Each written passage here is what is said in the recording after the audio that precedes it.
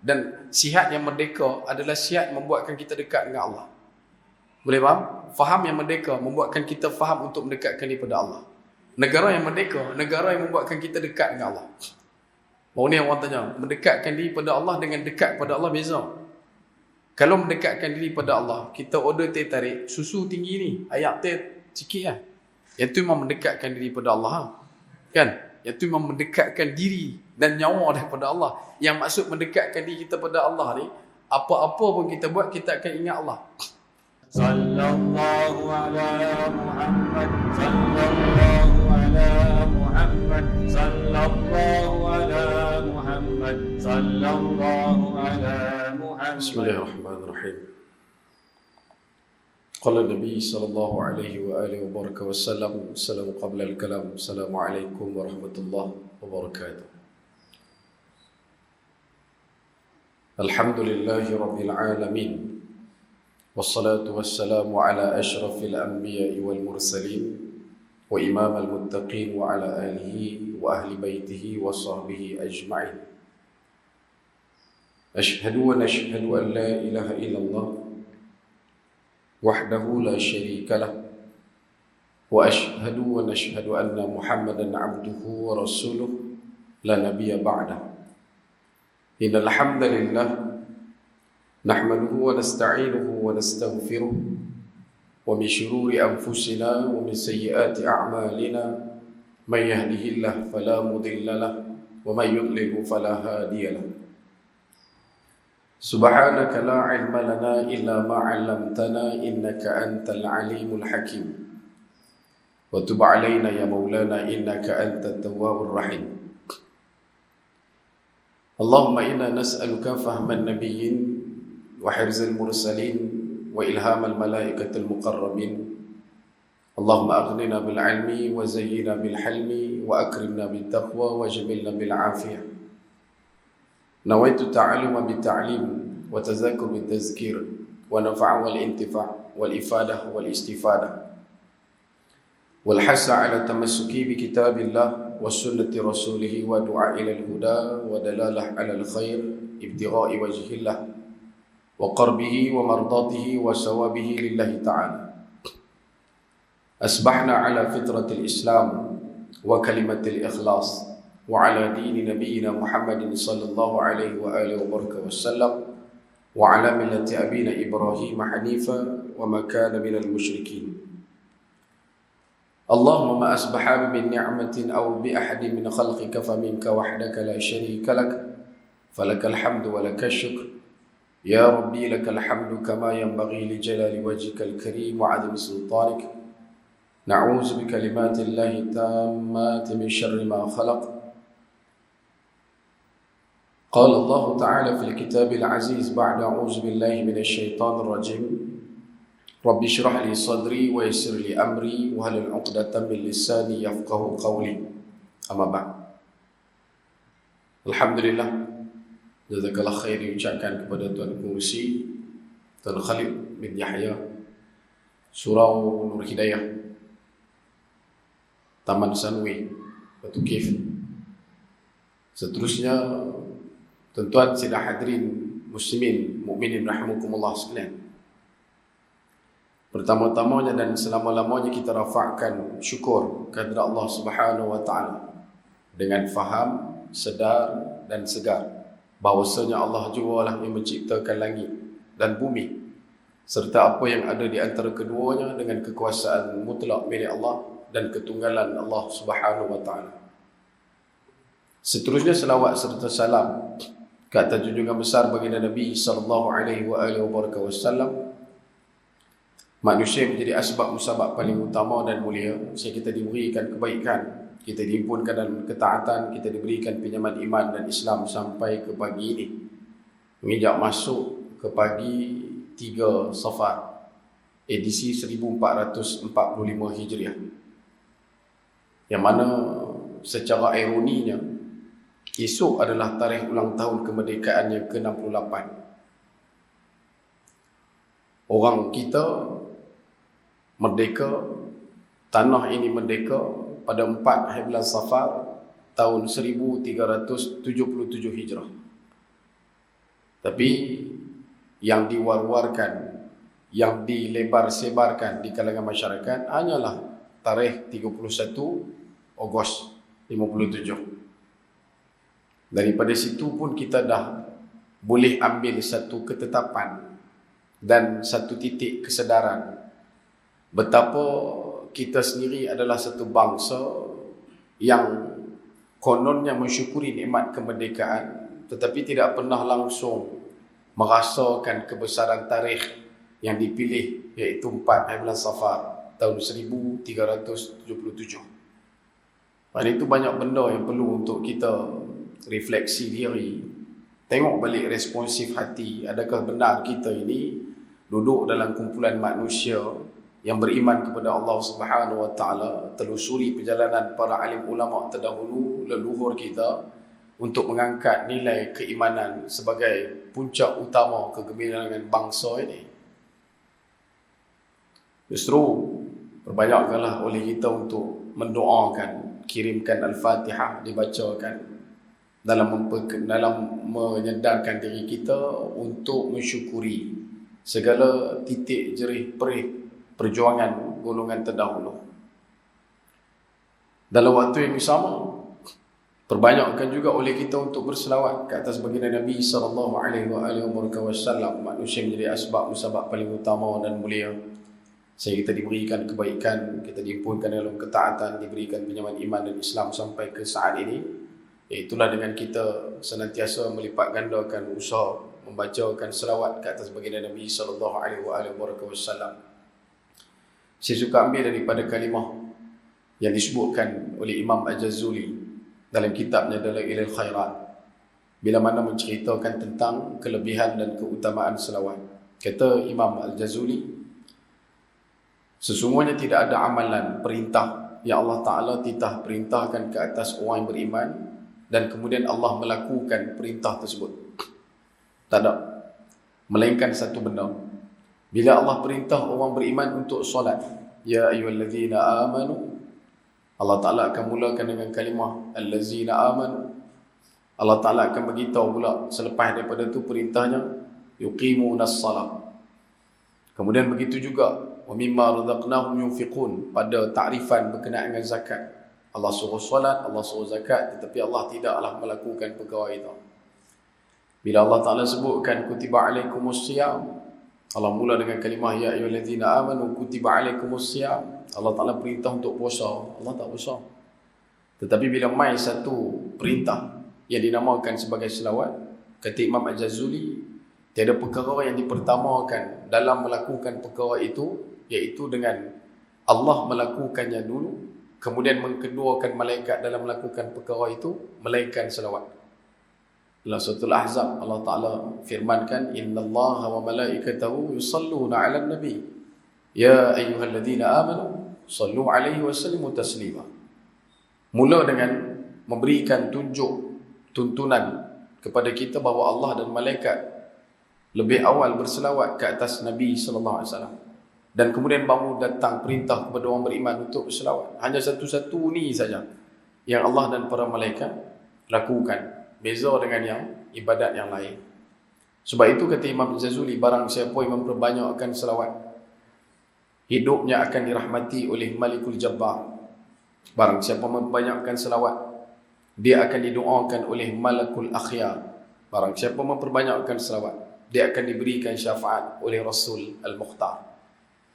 Secara general knowledge lah, kitab Dalailul Khairat adalah satu kitab yang kedua paling banyak dicetak sekitar tahun 800 Hijriah.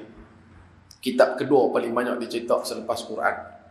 Hari ini kalau kita nak banding semak, mungkin kita akan kata Sahih Bukhari ataupun Sahih Muslim yang menjadi kitab kedua paling banyak dicetak di dunia selepas Al-Quran. Tapi zaman tu, fasa 800 Hijrah, 900 Hijrah, kitab yang paling banyak dicetak, yang kedua paling banyak dicetak adalah kitab Dalailul Khairat.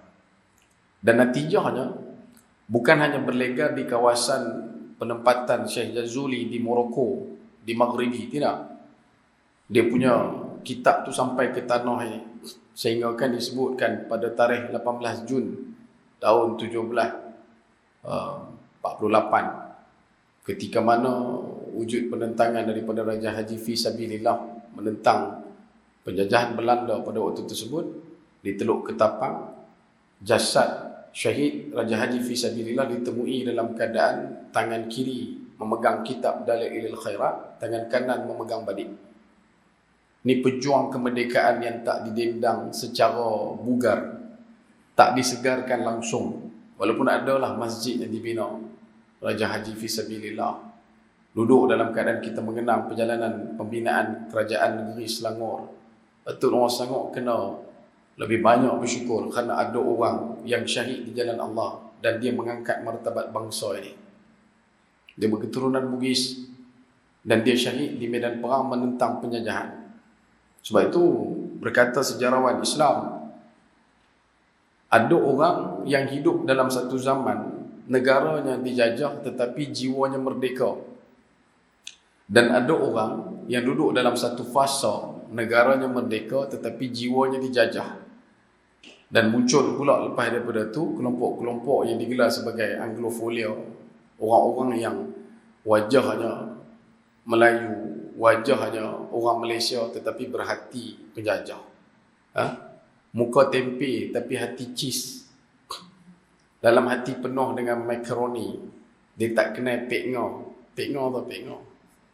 Lemping. Dia tak kenal lemping, tapi dia kenal pancake. Kan? Sembang sikit, which is by right actually. Hak tu mesti ada. Kan? Hak tu dia punya keadaan. Dan benda ni adalah satu perkara yang memekar dalam kalangan masyarakat sampai ke tahap mereka tidak lagi merasakan jati diri dan juga keunggulan bangsa ini. Kerana itu dalam ruang pada pagi ini diberikan oleh Akar dan juga Surau Nur Hidayah pada venue yang kita dapat sempat untuk bertemu dengan tuan-tuan, tajuk yang dipilih adalah mengisi kemerdekaan. Apabila kita sebut kemerdekaan, merdeka ini adalah satu perkataan langka, tak wujud dalam bahasa Melayu. Melainkan kalau kita telusuri satu demi satu, maka kita akan jumpa sumbernya adalah berdasarkan daripada bahasa Sanskrit, daripada kalimah Mahardika. Kemudian tahun 2019 jadi satu isu yang dibangkitkan di Filipina bila King Duterte, Presiden Filipina pada waktu itu, dia mencadangkan untuk tukar nama Filipina kepada Maharlika. Maharlika juga daripada root word yang sama, Mahardika. Di kawasan di selatan Filipina, kawasan sekitar Mindanao, mereka menggelarkan dengan Maradeka. Di belah kita, yang kita stick dengan kalimah merdeka yang diakronimkan daripada Mimra Dalia Kaf Alif, yang memberikan maksud tamsil kepada kita, iaitulah mengikut Rasul dan yakin kepada Allah. Orang yang merdeka sebenarnya adalah orang yang nombor satu benar-benar mengikut Rasul. Kenapa penting untuk mengikut Rasul? Sebab fattabi'uni yuhibbukumullah. Siapa-siapa yang senantiasa ikut Nabi SAW, maka dia akan mendapat cinta daripada Allah Subhanahu Wa Taala. Kemudian kata Allah, wa yaghfir lakum dzunubakum. Bukti cinta itu adalah dengan kamu akan diberikan pengampunan. Bila kita tengok pada karakter negara bangsa, modul pembinaan struktur negara yang terbaik di sisi Allah digelarkan dengan panggilan baldatun thayyibatun, kemudian datang di hujung wa rabbun ghafur. Rupanya kemuncak kepada kehebatan satu-satu negara, kehebatan satu-satu bangsa, kehebatan satu-satu tamadun bukanlah diukur kira pada tingginya bangunan pencakar langit. Kalau nak dikisahkan berkenaan dengan kemajuan itu, diukur pada nilai materialisme. Firaun lebih awal mendahului. Kalau kita hanya berkisar tentang keluasan harta dan sebagainya, maka Qarun lebih awal duduk di podium pertama. Kalau kita rasakan keselesaan satu-satu bangsa, kemegahan dan kemajuan satu-satu bangsa itu diukur kira pada luas jajahnya takluk sesebuah negara, keluasan wilayah persepadanan yang menjalar jauh daripada ratusan ataupun ribuan kilometer itu adalah bukti kemajuan, maka perkara yang sama juga telah pun dilalui oleh sekiannya penentang-penentang Allah di zaman terdahulu sebelum daripada kita. Kemajuan yang sebenar adalah bila mana satu orang bawa dalam karakter bernegara adalah negara itu negara yang senantiasa mendapat keberkatan dan keampunan daripada Allah Subhanahu Wa Taala. Itu asasnya. Kalaulah maju ni dikira dengan kemuncak teknologi dan sebagainya, tuan-tuan buka dalam tafsir, tuan-tuan akan jumpa majunya teknologi di zaman Nabi Nuh AS. Bila mana Allah Subhanahu Wa Taala bingkiskan dalam firman-Nya berkenaan dengan bukan benda yang terlalu jauh untuk dicapai gapai, tetapi sekadar satu momen bila mana Allah Subhanahu Wa Taala mengkisahkan komunikasi antara Nabi Nuh dan juga anak andanya. Di waktu bahtera kapal Nabi Nuh sedang dilambung oleh ombak badai banjir besar pada waktu itu, dan ada satu komunikasi yang jelas. Nabi Nuh bertanya kepada anak dia, panggil anak dia untuk naik ke bahtera, dan dijawab pula oleh anak Nabi Nuh, kata dia takkan naik ke atas bahtera, tujuannya, tumpuannya hanya untuk mendaki bukit, nak naik ke gunung. Maka ulama mengkaji secara kritikal, situasi ini adalah situasi yang begitu berisiko, amat genting, dalam banjir, ombaknya terlalu besar. Bahtera Nabi Nuh sedang dilambung-lambung dalam kekuatan air pada waktu tersebut. Dan dunia pada dasar faham mudahnya ditenggelami oleh air. Tetapi apakah alat telekomunikasi yang digunakan oleh anak Nabi Nuh dan juga Nabi Allah Nuh AS ketika mana mereka sedang berhubung itu? Dan kalau kita ukur kira daripada zaman Nabi Adam AS sampai ke zaman Nabi Nuh, kurang lebih tengok pada kiraan arkeologi dan juga carbon dating, mereka merasakan dan mereka menyatakan usianya unjuran lebih kurang 1600 tahun daripada zaman Nabi Nuh sampai ke zaman Nabi Adam AS. Sebab itu bila sebut berkenaan dengan nilai kemajuan materialistik golongan dahriyun ini adalah satu benda yang telah pun dibenamkan oleh baginda Nabi SAW. Kita bicara berkenaan dengan sejarah dan kita bicara berkenaan dengan kemerdekaan yang intipatinya begitu kuat untuk kita luahkan dan kita limpahkan kepada tuan-tuan betapa kemajuan yang kita rasakan kemajuan ini adalah satu bius yang membuatkan kita kebas daripada menerima kemajuan yang sebenar di sisi Allah Subhanahu Wa Taala. Satu ketika ada satu term yang orang selalu guna. Dia kata, kalau kita kembali kepada Islam, maka kita akan menjadi orang yang bersedia untuk mundur ke belakang. Tuan-tuan selalu dengar term ni. Biasa dengar lah. Dalam waktu yang berkaitan ni, kadang-kadang kita akan dengar, kalau kita pilih Islam, maka kita sedang memilih untuk mengundur ke belakang. Maka dijawab oleh ahli akademik Islam, cendekiawan Islam telah menjawab soalan ni lama lah. Dia kata kalau mundur ke belakang itu merujuk kepada zaman Abbasiyah. Kan benda tu dah lama. Zaman di mana kota metropolitan Baghdad dihuni seramai 1 juta orang dan memiliki Baitul Hikmah, perpustakaan terbesar dunia. Dalam timeline yang sama, di London, manusia yang menetap di sana tak sampai 10,000 orang. Dan tak wujud lagi kedai buku. Adakah itu mundur ke belakang yang kamu sebutkan? Ataupun mungkin kamu rasakan mundur ke belakang itu adalah di zaman kerajaan Mamluk. Kerajaan kecil yang muncul selepas jatuhnya kerajaan Abbasiyah dan kemudian mampu untuk menghentak dan menginjak kelompok-kelompok tentera daripada Tartar dan Mongol yang pada waktu itu sedang menggila dan mengharu-birukan dunia. Dan kalau tidak ada kerajaan Islam Mamluk ini, mungkin segala keterujaan membunuh manusia seluruh dunia bakal dilakukan seterusnya selepas daripada itu di Mesir.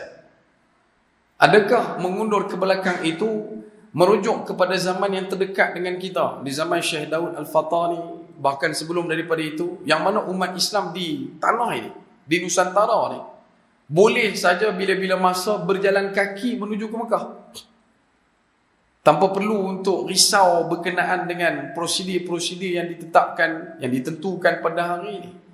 Di zaman dulu kita akan dengar selalu boleh pergi Mekah bukan balik hari, yang tu yang menega harga Yahudi.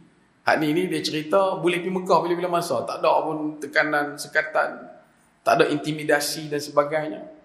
Adakah itu yang disebutkan sebagai mundur? Adakah zaman yang mana kita duduk dalam keadaan free financial? Bila sebut kata Nabi SAW, beliau adalah pejuang yang memperkenalkan kepada kita kemajuan itu diukur pada sifat dan sikap minimalis. Tuan-tuan biasa dengar dan tengok macam mana rumah Nabi SAW. Sampai ketika Nabi SAW sedang salat malam, Sayyidatina Aisyah masih dalam keadaan tidur, dan bila mana Sayyidatina Aisyah radhiyallahu anha bangun cari Nabi tak ada, dia cuma gerak-gerakkan tangan dah kena kaki Nabi. Nak bak kata ruang rumah Nabi besar lah, kecil lah.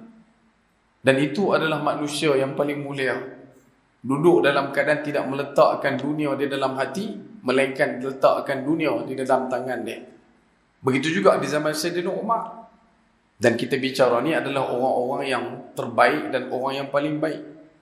Tapi kalau kita tengok balik pada keperluan kita untuk mengisi kemerdekaan, yang pertama yang boleh saya nak sebutkan di sini adalah senantiasa bersyukur kerana Allah Subhanahu Wa Taala memilih kita untuk menikmati dan menghirup segar nafas kemerdekaan.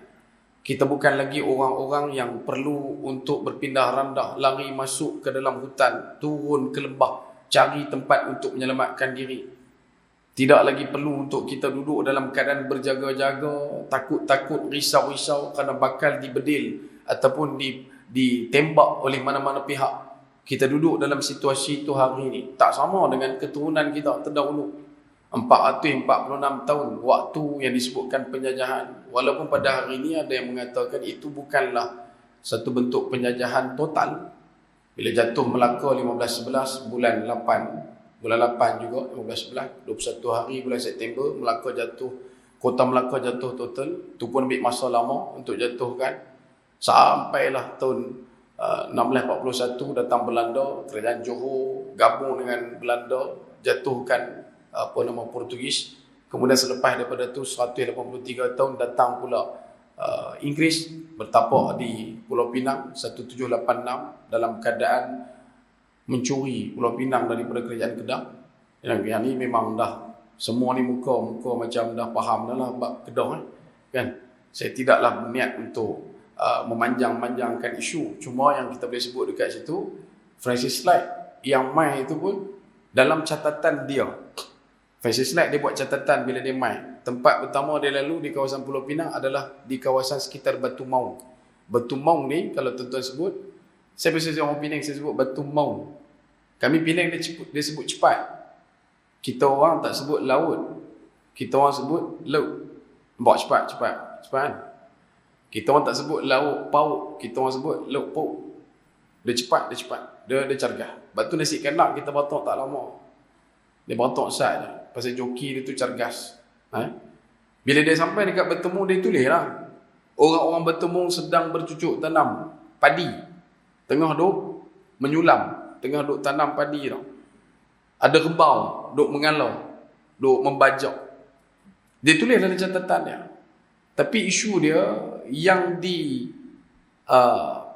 dibolkan dalam penarafan sejarah yang kita duk jumpa bukan catatan Francis Light, catatan orang yang tengok benda tu melalui mata pandang dia ke atas Francis Light.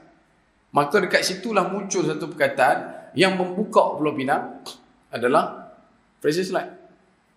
Habis tu sebelum tu Pulau Pinang ni tak ada, dia duduk di alam sebalik mata. Awak ingat kami orang Bagan ni tengok belah ke pulau tu tak nampak apa. Main Francis Light, dia bawa light, dia suluh, baru nampak. Dah ada dah Pulau Pinang. Nama dia pada masa tu adalah Pulau Kas 1. Pulau Kas 1. Kenapa? Dia panjang sikit lah. Kita baru lepas hijrah kan? Hijrah. Saya suka poin hijrah ni. Hijrah merdeka. Hijrah ni adalah penetapan tahun yang dimulakan 16 tahun selepas Nabi hijrah daripada Mekah ke Madinah. Sepanjang proses tu sampailah zaman Sayyidina Abu Bakar Siddiq radhiyallahu anhu, tidak ada tahun Islam. Tahun hijrah tak ada. Dokumentasi kerajaan yang dikeluarkan berkeliling sekela yang ditandatangani oleh Amirul Mukminin pada waktu itu cuma tulis tarikh bulan. Habis. Tapi tahun tak ada. Tahun hanya dikenal pada konsep insiden dan peristiwa. Ada banjir, panggil tahun banjir. Ada tahun tu pokok kurma berbuah lebat, mereka akan tulis kata tahun tu tahun pokok kurma berbuah lebat. Macam tu je. Tapi bila mai zaman Sayyidina Umar, wujud satu isu. Ada satu dokumen yang ditandatangani yang dicok mohorkan oleh Amirul Mukminin Sayyidina Umar Al-Khattab Al-Faruq radhiyallahu anhu. Tulis bulan tapi tak ada tarikh. Bulan Sya'ban secara spesifik. Maka bila ditanya oleh Abu Musa Asy'ari, bulan Sya'ban ni Sya'ban mana? Sya'ban lepas ke, Sya'ban depan ke, Sya'ban tahun ni? Bila panggil bincang, ni tak tahu bulan Sya'ban bila. Maka kata Sayyidina Umar, da'un nas an ta'rifu anit tarikh. Kumpulkan manusia yang tahu secara spesifik tentang tarikh, tentang masa, tentang tahun. Maka berkumpul, ramailah. Bila dah turun dekat situ Amr al-As ada dekat situ Abu Musa Asy'ari ada, ramai di kalangan para sahabat di zaman Sayyidina Umar. Nabi dah wafat dah. Dan di situ mereka cadang untuk guna kalender Julian. Masa tu kalender Julian dikenal. Ataupun dalam sekarang ni kita panggil kalender Grigori.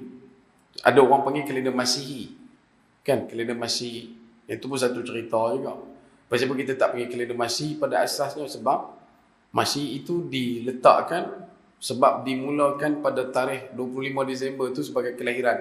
Padahal kita tidak terima tarikh tersebut sebagai kelahiran. Allah Ta'ala sebut dalam Quran surah Maryam, surah 19 ayat 25. Satu kalimah yang disebutkan rutaban janiyah, buah kurma masak ranum di atas pokok. Dan season ataupun musim yang boleh dapat buah kurma untuk masak ranum di pokok untuk kawasan negara di sekitar Palestin menuju ke hemisfera utara hanya berlaku sekitar bulan 6 ke bulan 9. Tak boleh lebih, tak boleh kurang.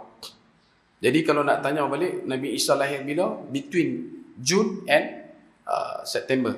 Baik. Itu kita tinggal nanti ya. Tu lepas tukar kapek kita tak habis. Baik. Bila sebut kata kalender Grigori ni, dia asalnya dia guna kalender Julian. Sebelum kalender Julian dipanggil kalender Rom. Yang ni kita kena cakap sebab nanti dia ada kaitan juga dengan penutup kita. Bila sebut kata kalender Rom, asal kalender Rom cuma ada 10 bulan. Yang ni selalu saya sebut.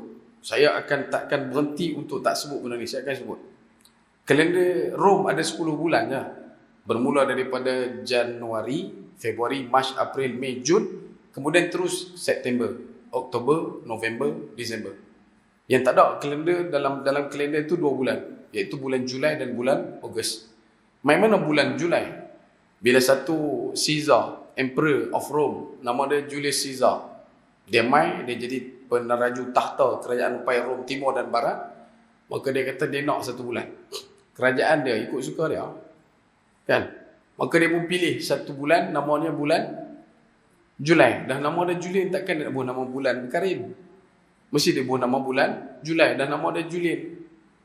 Selepas daripada tu, beratus tahun lepas pada dia, datang pula keturunan dia, nama Julius Augustus. Dia pun nak buh juga 1 bulan atas nama dah. Julai dah ada. Ni tok nenek aku punya bulan. Jadi dia pun nak bubuh selit nama dia. Dia jadilah bulan Ogos. Duduk tak mana lepas pada Julai. Maka jadilah complete set cover shoot yang kita jumpa pada hari ini. Januari, Februari, Mac, April, Mei, Jun, Julai, Ogos, September, Oktober, November, Disember. Baik, cukup 12. Dalam Quran Allah Ta'ala sebut dalam surah Taubah, diciptakan langit dan bumi, siang dan malam pada penciptaannya, dah disertakan sama 12 bulan untuk setahun.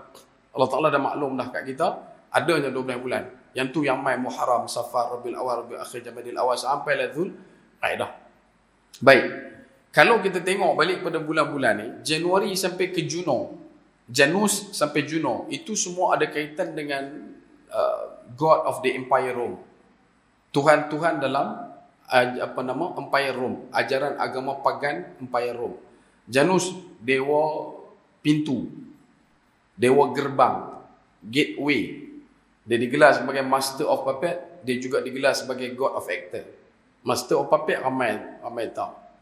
Kan, James Hetfield, Metallica, Enter the Sandman, sama naik tu. Master of Puppet. Kejelmaan dia datang dalam bentuk satu dewa yang berwajah dua. Depan muka senyum, belakang muka tak ada senyum. Dan orang akan guna jelmaan dewa ini untuk segala benda berkaitan dengan aktor, lakonan, filem, drama. Sebab tu lewat tahun 90-an, 80-an. Kalau kita tengok production drama TV, bila dia nak appearkan gambar tu, dia akan keluar satu gambar. Mula-mula tu, apa production, belah kiri ni ke, dia akan bubuh gambar masquerade, ada topping. Pasal tak? Topping satu senyum, topping satu tak senyum. Yang tak senyum tu dia tambah pula air mata. Tak tahulah bubuh air mo ke apa ke. Dia buat ke tu. Betul? Pasal apa? Itu adalah ritual untuk meminta bless daripada Janus. Sebab tu bila sebut kata Janus ni, dia ada satu ritual besar dia, iaitu mesti untuk disembah pada malam pertama 1 Januari, bermula daripada 31 Disember sampailah terbit fajar pagi 1 Januari. Macam mana ritual dia? Orang kena keluar berkumpul di satu tempat yang padang yang luas. Orang kena menyalakan api untuk sambut kedatangan Dewa Janus. Orang boleh melakukan apa-apa, nak minum arak ke, nak melakukan segala penzinaan ke apa boleh buat. Pembunuhan juga dibenarkan pada malam tu sebab ia termasuk dalam ritual penyembahan Janus, Dewa Janus. Dan benda tu berlaku tak dekat tempat kita? Sini tak kot kan? Mungkin di belah Nicaragua banyak buat perangai gitu. Malam 1 Januari dia pakai keluar. Mereka boleh buat bising untuk menyembah Dewa Janus. Maka ditiupkanlah trompet-trompet, dinyalakan api. Tak ada lah buat unggun api besar-besar, tak ada lah. Tapi diubah dengan tembak bunga api. Lepas tu bila tanya pasal apa kena tembak bunga api, sebab nak menimbulkan hormon riang. Ada kajian dia buat, manusia ni bila dia tengok bunga api meletup, dia jadi hormon riang tu keluar daripada badan dia seronok. Kan? Bila dia nampak satu percikan api yang kuat. Yang tu Dewa Janus. Lepas Janus, mainlah Februus. Lepas Februus, main bulan Mars. Nama asalnya Mars. Planet Mars. Dewa perang. Lepas Mars, April. Aprilius, Dewa perlumbaan. Sebab tu ada satu jenama motor tu Aprilia. Kan? Lepas ni jangan pergi pangkah lah. Nak pakai-pakai. Pasal kita tak buat keluar motor lain. Ni baru ni Modena buat collaborate dengan Kawasaki. Boleh ambil lah. Kan? Tapi bayar tu kawan sakit lah. Ya. Kita ni muka marahan ni tekak boleh pakai demak tu, pakai demak sudah lah. Habis April, Mei nama Maya. Nama dewa juga. Habis Maya, Jun. Daripada kalimah Juno. Juno ni siapa? Dewa wanita, adik kepada Dewa Jupiter. Dia tahu ustaz ni dapat bawah pokok serai ke, pokok manggis ke. Tentu pergi carilah, mengaji. Benda ni penting. Sebab kita kena tahu. Nabi sebut akhir zaman, kena banyak baca surah Kahfi kan. Apa Allah Ta'ala bagi indikator tentang orang-orang yang bukan beriman ini? Satu kalimah yang begitu tuntas. Iyaquluna illa kadhiba. Kadhiba dekat situ dengan ban. Kalau baca penuh, kadhiban. Dia ada alif ziyadah. Maksudnya, kalau kazib, pembohong, kaziban, maksudnya pembohong peik. Orang kampung saya kejap. Kalau belah sini mungkin pembohong manis. Kan? Kalau belah saya pahit. Mohong sungguh. Yaquluna illa kadhiban. Nak abang kata mereka memang bohong beradab. Mereka memang bohong sungguh. Buktinya lagi. Selepas bulan Jun, saya bagi tahu awal kalender Rom, dia pergi kepada September. Betul? September kalau tuan-tuan tengok dalam kamus bahasa Latin, maksud September adalah 7. Tapi kalau saya kata September, tuan-tuan akan kata 9. Boleh faham tak? Doktrinisasi sedang berlaku dan dia menggunakan kaedah normalisasi Dan akhirnya kita merasa kita faham inilah kondisi sebenar. Benda ni bukan baru bermula, lama dah. Lama. Sebab tu bila tuan-tuan tulis September, maksud dia 7. September tak pernah berubah jadi 9. Betul ke? Okey, lepas September ada bulan. Lepas September ada bulan Oktober. Okey, Oktober. Dalam ada seekor binatang. Nama dia Octopus. Octopus ada berapa tentacle? 8. Kalau siapa jumpa Octopus 10 tentacle, dia boleh dapat kat OKU. Octopus kelebihan upaya. Boleh faham tak? Ada sekolah rendah belajar sisi matematik. Kita ada pentagon, kita ada hexagon. Saya dulu di sekolah, cikgu ajak hexagon. Habis belajar mat, pukul 10 rehat, pergi kantin beratok beli sagon. Tahu sagon? Sagon ni kalau makan adalah bukti orang yang paling bongkak di dunia. Pasal bila makan sagon tak boleh cakap dengan orang. Bila cakap nanti bersembok kan. Cikgu promote kuat hexagon, keluar pergi kantin beli sagon. Ada dekat situ oktagon. Pernah dengar oktagon? Oktagon berapa sisi? 8. Tuan-tuan kira pilah guna set geometri paling mahal pun, hak ada gambar Oxford University tu. Tuan-tuan buatlah macam mana pun, kalau cikgu habaq buat oktagon, tuan-tuan takkan boleh buat 10 sisi. Mesti akan jadi 8. Tak cukup lagi. Selepas oktagon Oktober kita akan jumpa November. November tu kalau ikut dalam sesi kita akan jumpa nonagon. Bukan nona zaman sekarang tu. Nonagon. Nonagon ni ada satu masjid di Malaysia menggunakan ciri pembinaan arkitektur berbumbungkan nonagon, iaitu Masjid Negeri Nonagon, iaitu Masjid Negeri 9. Masjid Negeri 9 tu bumbung dia 9 bucu. Maka disebabkan pembinaan itu mewakili 9 bucu, dia dikenalkan konsep pembinaan bumbung nonagon. Pergi cari. Last bulan Disember kita ada decathlon. Kita ada decade. Pernah dengar decade? Bahasa kampung saya decade lah. Sini panggil dekad. Dekad maksud berapa tahun? 10 tahun. Pernah tuan-tuan jumpa satu dekad bersamaan 12 tahun? Tak ada. Tu yang kata iyaquluna illa kadhiba. Bukan takat shibril bi shibril, bukan takat sejengkal demi sejengkal. Depa tak ada terjun, kita terjun dah lubang tu. Depa baru nak tunjuk, kita dah pi dah lubang tu.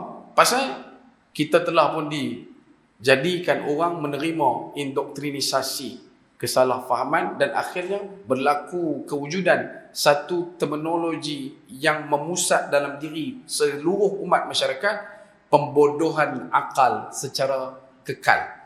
Yang ni yang berlaku. Dan ada tak penafian tentang benda tu sampai hari ni? Tak ada. Sama jugalah dengan pembinaan hari dalam bahasa Inggeris. Hari ni Sunday. Kan Sunday kan? Maksudnya hari untuk menyembah Tuhan Matahari. Sebab tu nama dia Sunday. Lepas tu esok Monday. Dia tak ada Patalu-Patande. Lepas tu Piramli. Lepas tu mai Tuesday, Wednesday. Kemudian mai Dewa Mertun. Penang panggil Mertun. Mertun tau Mertun. Dia kalau Piramli disebut penukul. Orang Penang ni pasal kami dah asimilasi dengan orang putih terlalu banyak. Maka kami boleh adjust orang tu. Ayak lemonade. Kami panggil ayak menet. Sebab Penang dia suka ambil ujung. Ayak lemonade jadi menet. Sebab tu bila orang main, saya main dulu di Selangor, budak-budak duk main jentik tudung ceper. Saya panggil ni tudung menet. Kali pun tu tudung menet, tudung apa? Ni lah tudung menet, tudung ni. Sebab tudung tu banyak kita dapat bila kami beli ayak menet tu lah. Ayak lemonade. So lemonade jadi menet. Kami panggil Mertun pasal apa? Sebab nama penuh dia dalam IC dia Hammer Tool. Jadi kami ambil ujung jadi Mertun. Ada orang buat kajian berkenaan dengan Mat Saleh. Tuan-tuan pernah dengar Mat Saleh? Bukan nak pejuang kemerdekaan Mat Saleh tu. Orang putih kita panggil Mat Saleh kan. Belah-belah kami lah, belah utara panggil Mat Saleh. Maka dia orang buat kajian. Dia kata rupanya Mat Saleh ni datang daripada perkataan Matt Seller, pelayar yang gila. Maksudnya apa? Di Pulau Pinang kan ada pelabuhan. Kapal bila dia main, dia akan berlabuh dekat situ. Bila berlabuh dekat situ, sailor ni dia akan turun. Bila turun, mereka main ke darat, mereka akan pergi tempat yang mabuk-mabuk dan sebagainya. So bila mabuk, mereka buat gila. Mereka buat ramai. Maka bila polis di kawasan Port Sydenham tu, dia duduk ligan pokok ni, dia akan panggil Matt Seller, Matt Seller, Matt Seller.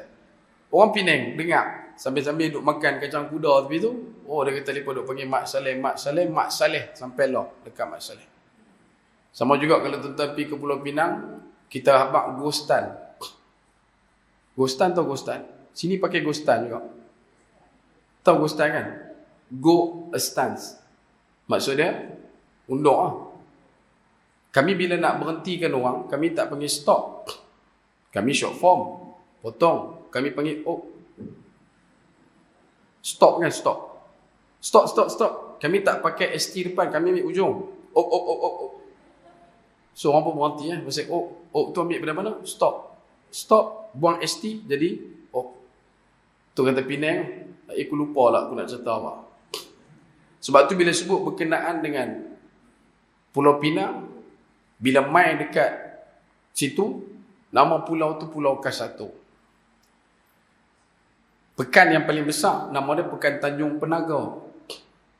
Di sebelah seberang sini, ramai orang daripada Indonesia bermukim di situ.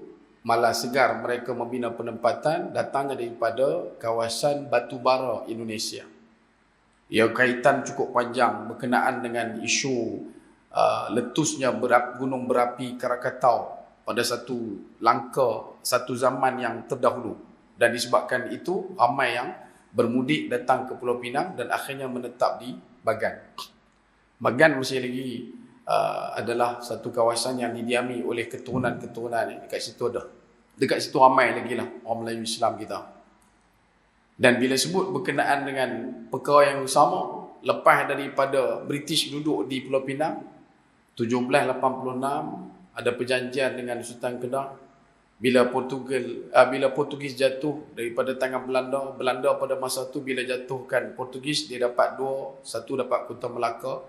Terbinanya lah segala benda yang kita jumpa pada hari ini, segala St. Paul dan sebagainya. Kemudian ada dekat situ Belanda dapat Naning di Negeri Sembilan tu. Jadi Belanda dia duduk di Malaysia ni, dia tak apa nak cun, dia tak apa nak ada chemistry. Maka dia buat deal. Bukan deal tu pagelih, tapi deal dengan pihak British. Dia minta tukar, suka sama suka. Ambil Melaka, ambil Naning, nanti kami ambil Betawi di Indonesia. Maka tukar. Mereka pun dapat tanah umat Islam diperaikkan ikut suka mereka. Lepas tu mainlah zaman lepas pada British ada Jepun dan sebagainya. Walaupun 46 itu duduk pada satu kronologi perjalanan waktu yang lama, muncul ratusan bahkan ribuan golongan-golongan penentang penjajahan dan sebagainya. Terselit di celah tu perang musuh bisik yang pernah dikomentarkan oleh saudara Muhammad Hirman Roslan secara spesifik dan kritikal, nak menunjukkan kepada kita satu saja jawapan yang paling mudah. Bangsa ini adalah bangsa yang menentang segala bentuk penindasan. Hang mailah daripada mana pun, asal saja hang adalah orang yang mencari ketenangan dan keamanan sesebuah daerah dan negara, kamilah barisan terkedepan untuk menolak dan juga menghalau kamu. Sebab tu mereka duduk di satu zaman yang mana mereka bukanlah orang yang duduk dalam negara yang merdeka, tetapi memiliki jiwa dan juga nyawa yang merdeka.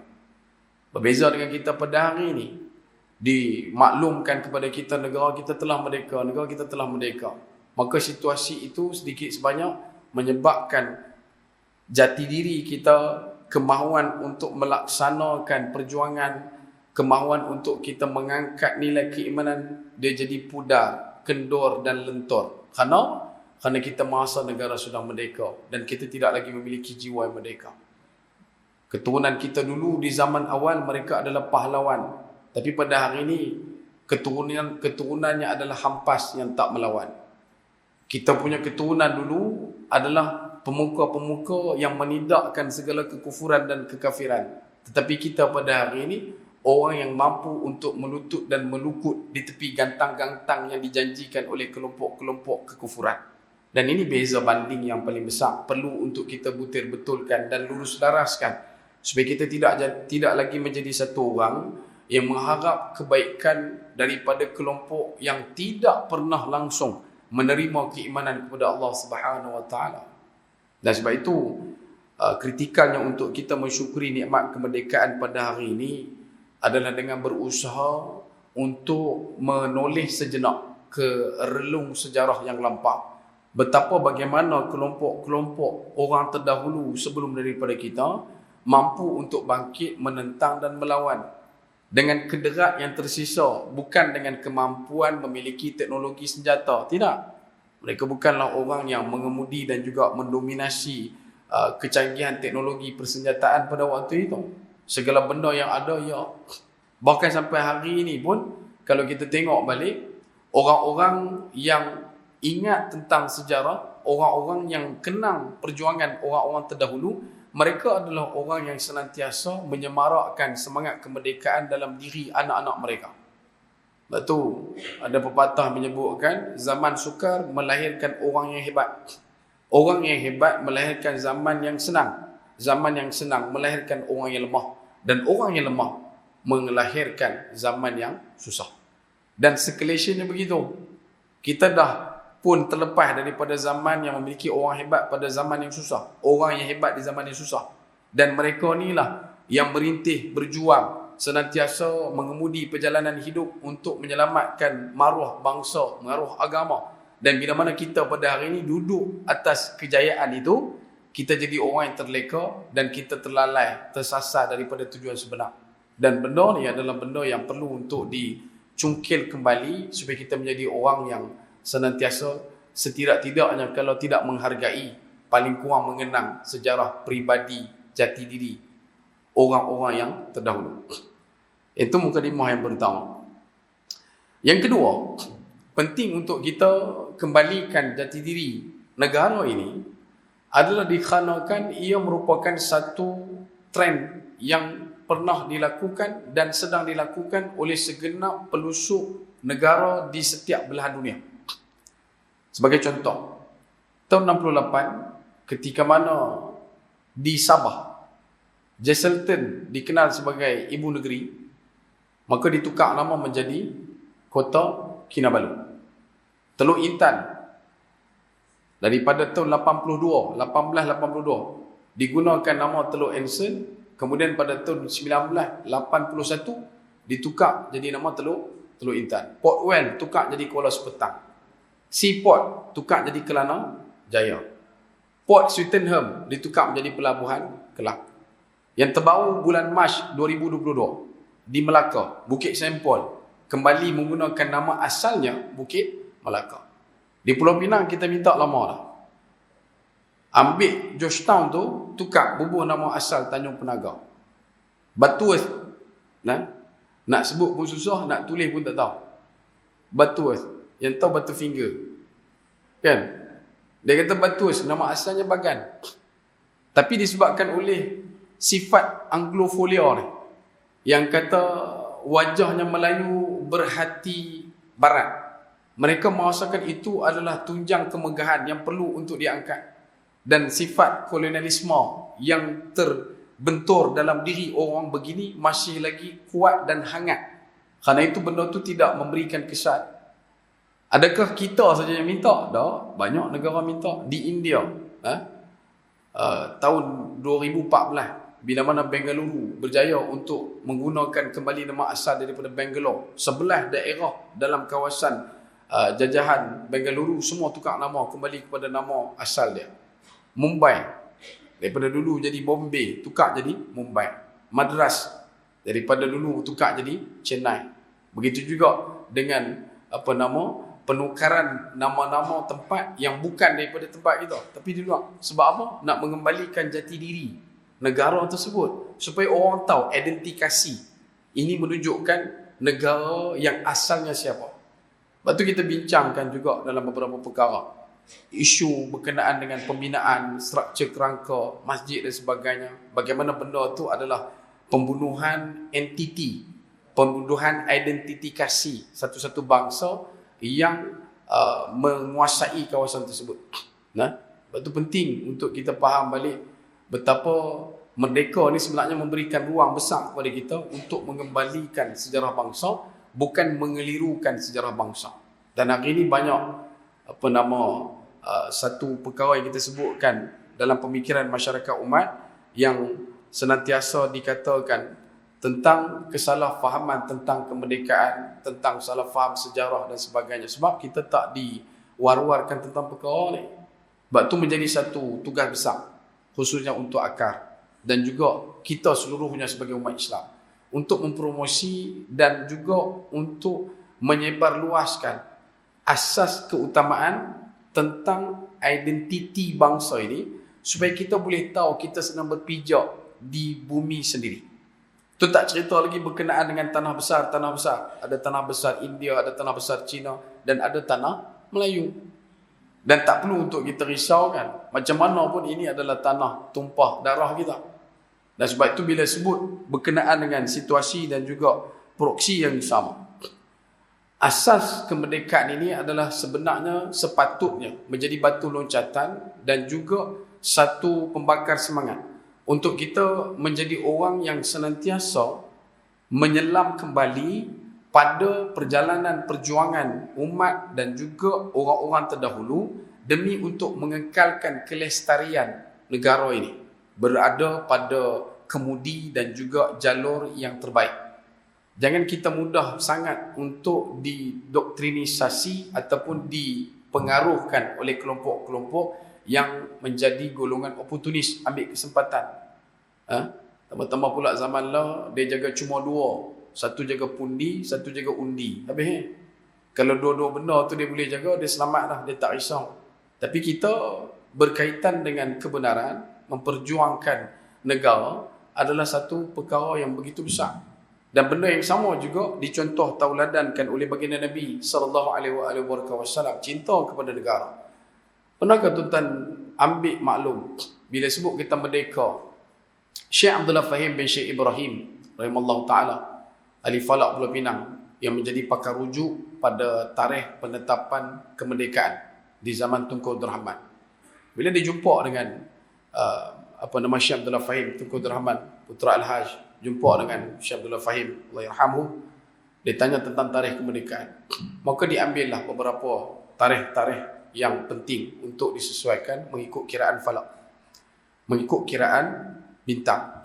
Maka satu tarikh yang muncul di situ adalah 31 Ogos 1957. Dan kalau tak mau tarikh itu, maka tarikh kemerdekaan next adalah tahun 63. Tarikh yang sama tapi tahun 63. Kerana kitaran buruj yang sesuai.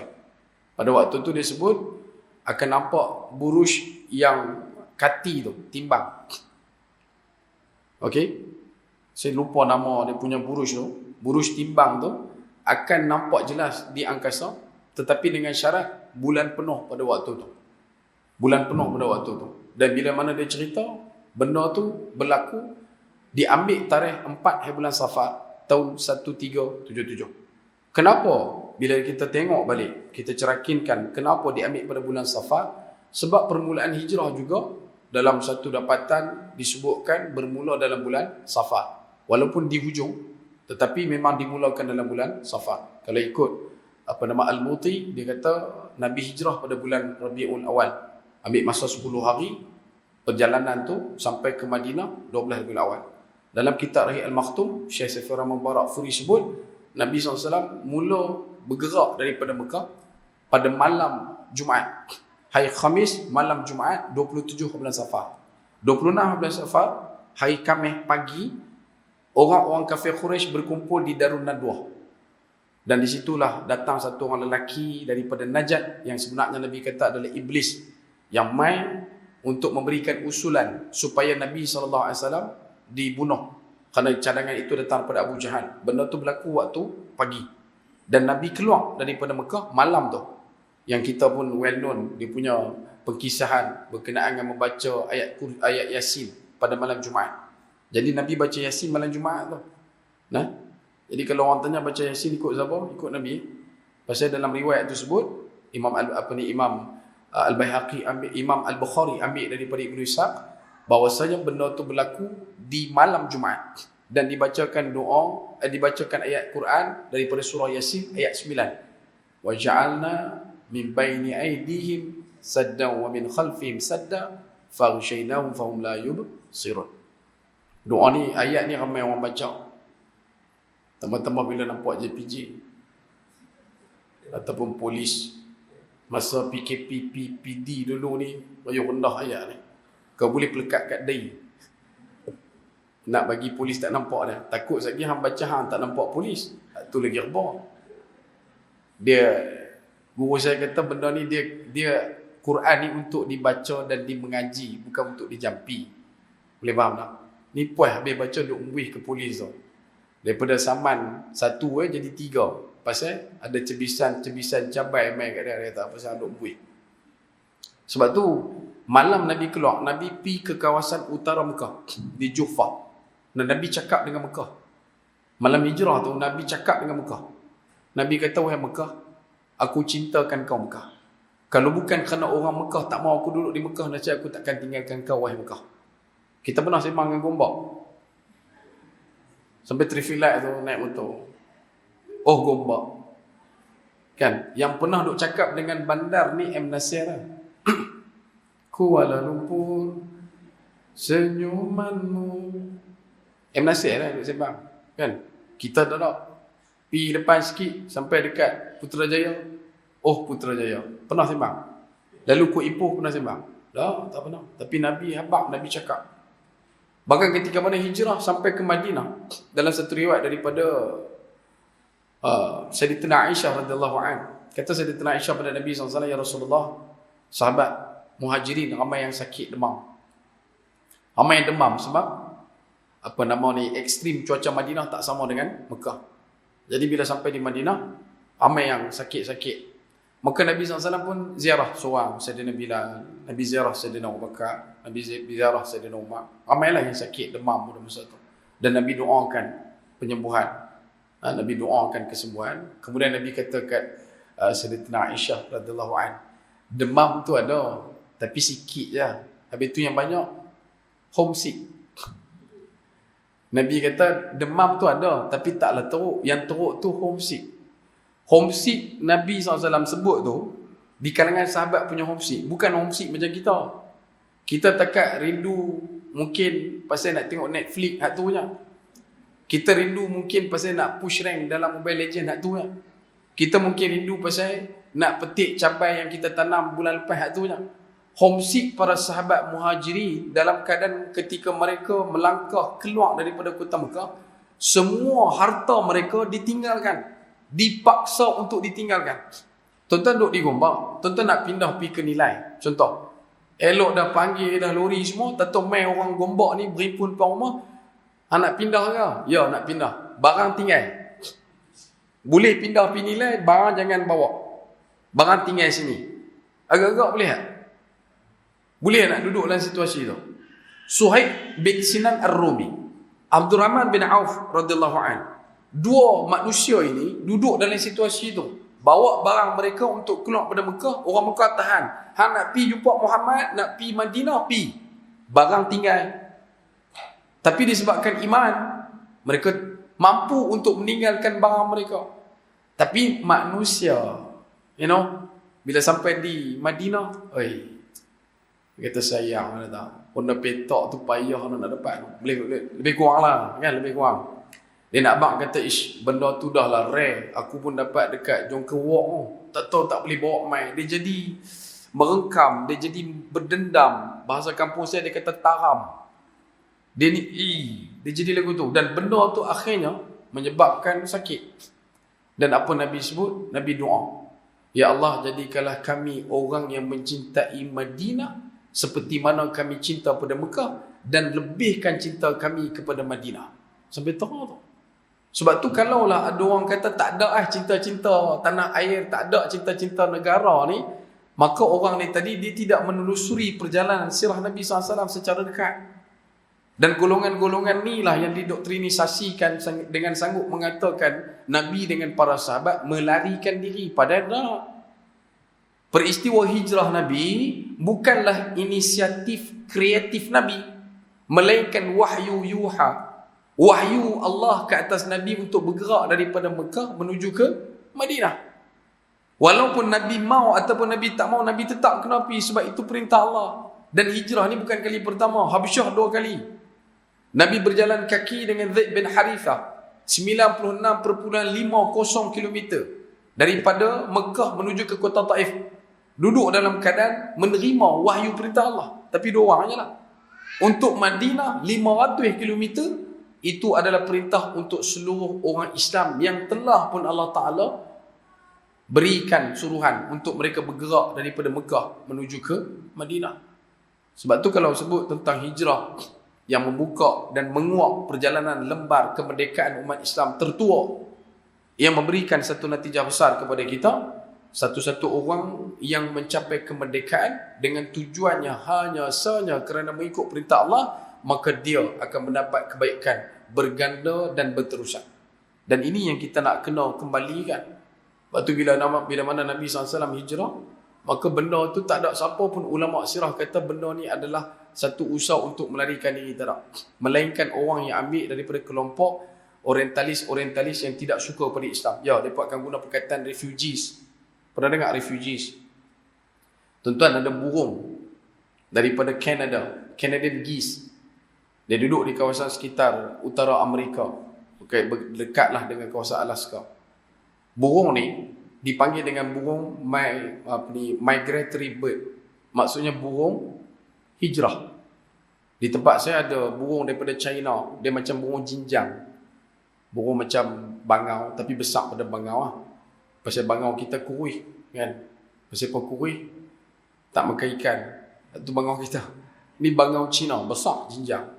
Depa ni pun adalah burung yang dipanggil sebagai burung hijrah. Tuan-tuan pernah baca laporan? Dia sebut dekat situ 4,000 burung pelarian telah tiba di Malaysia. Pernah dengar? Orang panggil burung tu burung pelarian. Pernah dengar? Burung pun hamba panggil burung hijrah. Dekat Nabi hamba sanggup panggil pelarian. Ni. Boleh faham tak yang kata indoktrinisasi yang berlaku tu sampai membuatkan kita mudah untuk mendowngradekan Nabi? Bukan takat sama orang kita, lebih teruk daripada benda sepatutnya. Dan sebab tu bila sebut kata binatang pun, manusia yang bukan Islam pun panggil migratory bird, burung hijrah. Pasal apa kita nak panggil Nabi SAW sebagai orang yang melarikan diri? Tidak. Ini adalah satu kelancangan yang tidak didasarkan dengan sirah Nabi SAW. Sebab tu jaga dengan kelompok ni. Kita duk sebut dan kita duk ulang dan takkan pernah berhenti untuk menentang pemikiran sedemikian. Sebab tu kena jaga dan kena faham sungguh. Sebab rentetan daripada hijrah itulah yang dibawakan kepada kita sampai setiap kali bila datang kemerdekaan, tuan-tuan akan kadang-kadang disebutkan dengan kalimah iza jaa nasrullahi wal fath wa ra'aitan nasa yadkhuluna fi dinillahi afwaja fasabbih bihamdi rabbika wastaghfir innahu kana tawwaba. Bila sebut berkenaan dengan hijrah, kemudian kemuncaknya pipi kepada Fathu Mekah, dan ruang itu adalah ruang yang menjadi satu pembakar semangat untuk umat terdahulu sebelum daripada kita, dan insya-Allah kita minta moga-moga perkara itu juga membunga dan membibit dalam hati supaya kita jadi orang yang memerdekakan bangsa daripada kejahilan. Jangan jadi orang yang jahil buta tuli.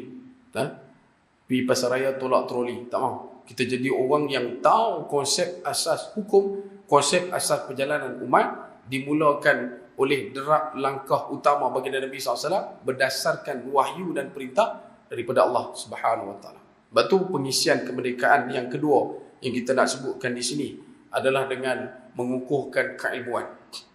Dan ilmu ini sifatnya adalah wajib dan dia adalah satu perkara fardu selama mana ilmu itu mendekatkan diri kita pada Allah Subhanahu Wa Taala.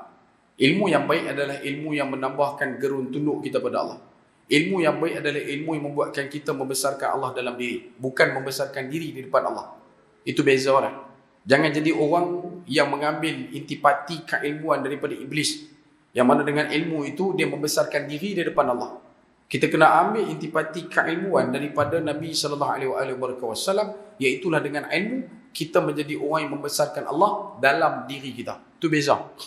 Dan benda ni yang kita duk usahakan, yang kita duk gagaskan, yang kita duk anjurkan di kalangan masyarakat umat, supaya senantiasa merebut peluang untuk membenam kejahilan dalam diri. Bahkan dalam setiap sekuel peperangan Nabi SAW disambung oleh para sahabat, tuan-tuan akan jumpa satu trend yang sama, iaitu mereka menawarkan daripada zaman Nabi sampai zaman sahabat, mereka menawarkan daripada kejahilan menuju kepada kebenaran, daripada kegelapan menuju kepada cahaya. Khalid Al-Walid beritanya sama, Sayyidina Umar cakapnya sama, Sayyidina Bakar juga perkataan yang sama. Ambil pada mana? Ambil pada Nabi SAW, iaitu membawa manusia keluar daripada kancah kegelapan menuju kepada kebenaran. Dan inilah juga yang kita nak kena bawakan, mandatkan kepada masyarakat umat, supaya kita jadi orang yang tidak bergantung dan tergantung hanya pada retorik-retorik kefahaman yang dibawa oleh kelompok yang bukan beriman kepada Allah Subhanahu Wa Taala.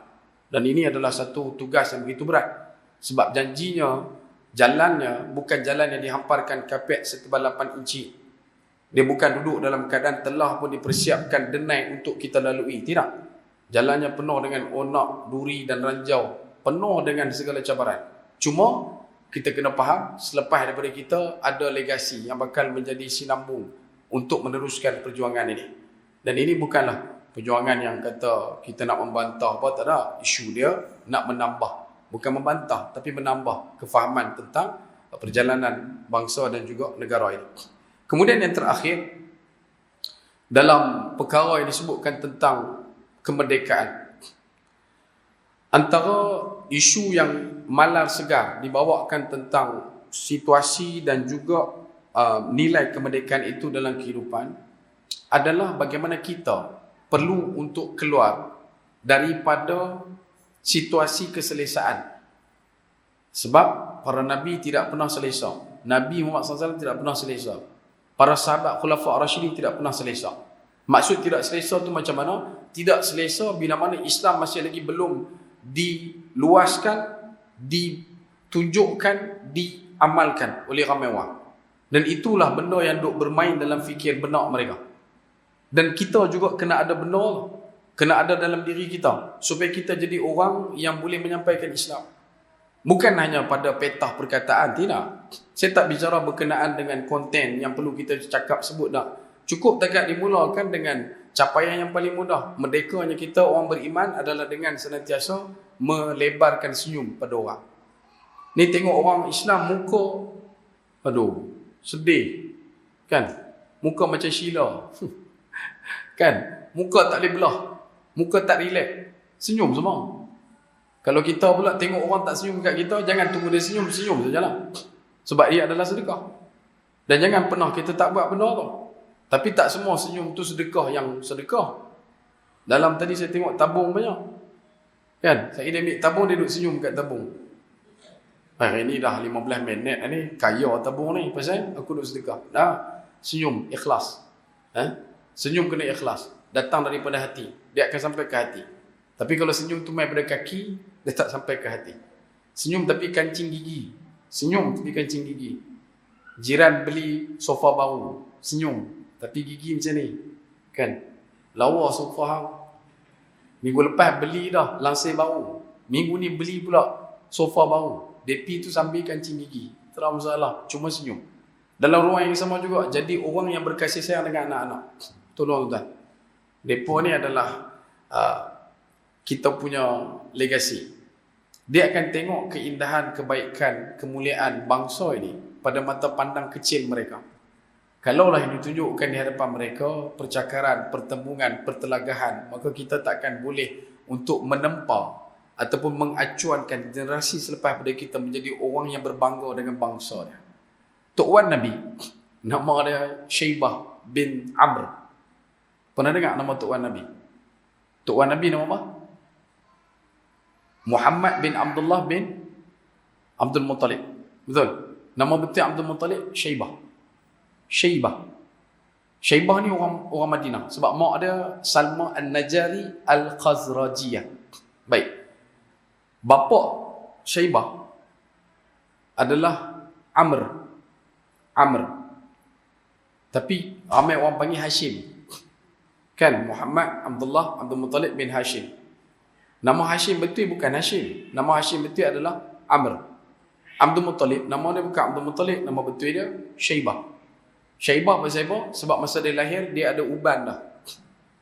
Kan lahir baby tu dia dah ada uban. Macam contoh selalu saya guna Jalaluddin Hasan, pernah tengok? Kan? Saya pernah tengok Jalaluddin Hasan, tapi Jalaluddin Hasan tak pernah tengok saya. Walaupun saya kawan baik dengan adik dia, Ustaz Taha, masa mengaji di Kisda dulu. Ustaz Taha, anak Tan Sri Hasan Azhari kan. Bila tengok Jalaluddin Hasan dulu masa muda, di belakang kepala dia ni, rambut dia tu, belakang ni ada satu tompok uban. Jadi Tok Wan Nabi Abdul Muttalib ni masa dia lahir tu dah ada uban dah. Ya? So mak dia berubah nama Syaibah. Bapa dia nama Amr. Tetapi pasal bapa dia buat bid'ah.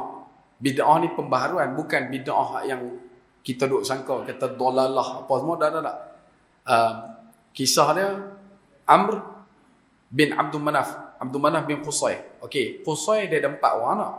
Dia ada Abdul Manaf, dia ada Abdul Dar, dia ada Abdul Uzza, dia ada Abdul Qusay. Okey, Qusay dia kena jaga majlis haji. Bila orang yang buat haji, dia kena jaga beberapa urusan. Jadi untuk urusan siqayah dan rifadah, bagi makan, bagi minum, dia punya urusan tu dia bagi dekat anak dia Abdul Manaf untuk buat. Baik. Abdul Manaf dia ambil tanggungjawab tu dan dia buat. Bila orang main haji, dia akan bagi minum, dia akan bagi makan. Bagi minum apa? Bagi minum air zam-zam, bagi kurma, bagi buah kismis. Bagi makan, bagi roti. Nama dia Tharid. Tharid ni roti macam, kalau kampung saya kami panggil biskut kepala kera. Pernah dengar biskut kepala kera? Biskut kepala lutut. Hak kerah tau. Kan kalau kata kita baling pun bounce main balik tau. Kena pun boleh. Melekuk jugalah kepala. Kalau dibaling bertubi-tubi, keras. Kita cicah dalam kopi, ingat. Selepas 2 years later baru lembut kan. Itu teruk sangat, 2 tahun teruk sangat dia dalam banyak masa juga. Okey. Jadi bila dia bagi roti tu, bagi ayam. Itu Abdul Manaf. Anak Abdul Manaf nama Amr. Dia yang diperintahkan untuk jaga benda tu. Adik-beradik lain jaga lain. Maka dia yang kena jaga, bagi makan, bagi minum. So dia bagi makan, bagi minum, bagi makan, bagi minum. Kena sedia 2 bekas. Kena bagi 1 bekas ayam, 1 bekas roti. Maka dia buat bid'ah. Bid'ah dekat situ dia buat pembaharuan lah.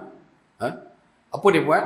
Dia ambil roti, dia ramai, dia hancurkan roti dalam air. Maka jadi bubuk roti.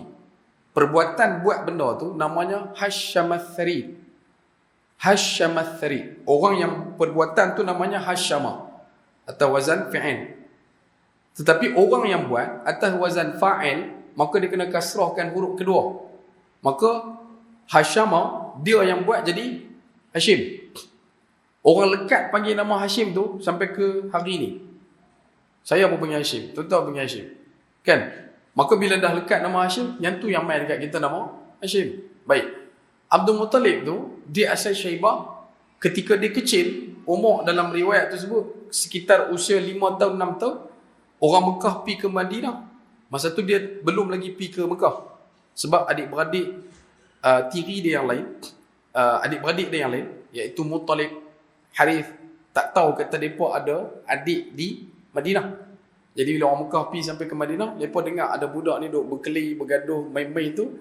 Budak tu dia kata, aku adalah keturunan Abdul Manaf. Aku adalah anak kepada Hashim bin Abdul Manaf. Jadi bila orang Mekah dengar, orang Mekah kata, Hashim bin Abdul Manaf ni seorang, Hashim bin Manaf ni seorang kan. Orang Mekah yang kami kenal. Maka dia tanya dekat budak tu, bapa hang Hashim bin Abdul Manaf ni orang Mekah ke? Ya, bapa saya orang Mekah.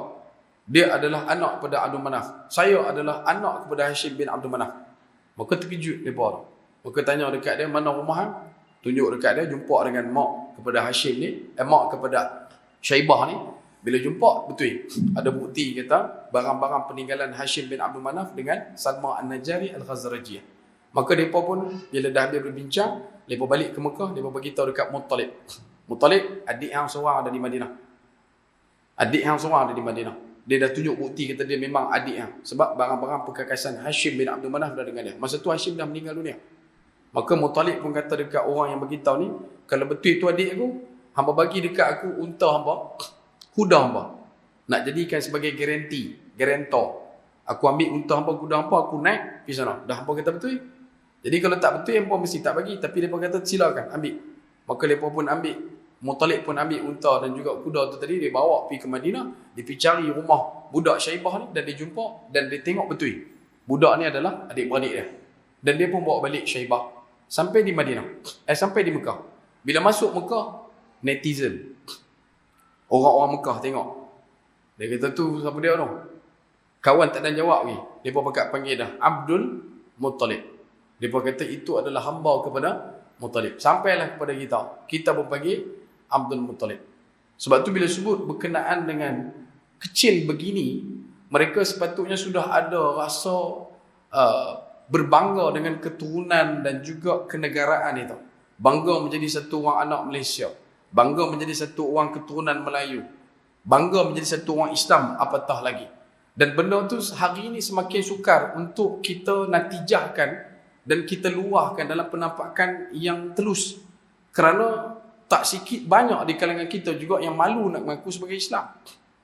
Tak sikit banyak juga di kalangan kita yang malu nak mengaku sebagai Melayu. Tak sikit banyak juga di kalangan kita yang malu mengaku sebagai orang Malaysia.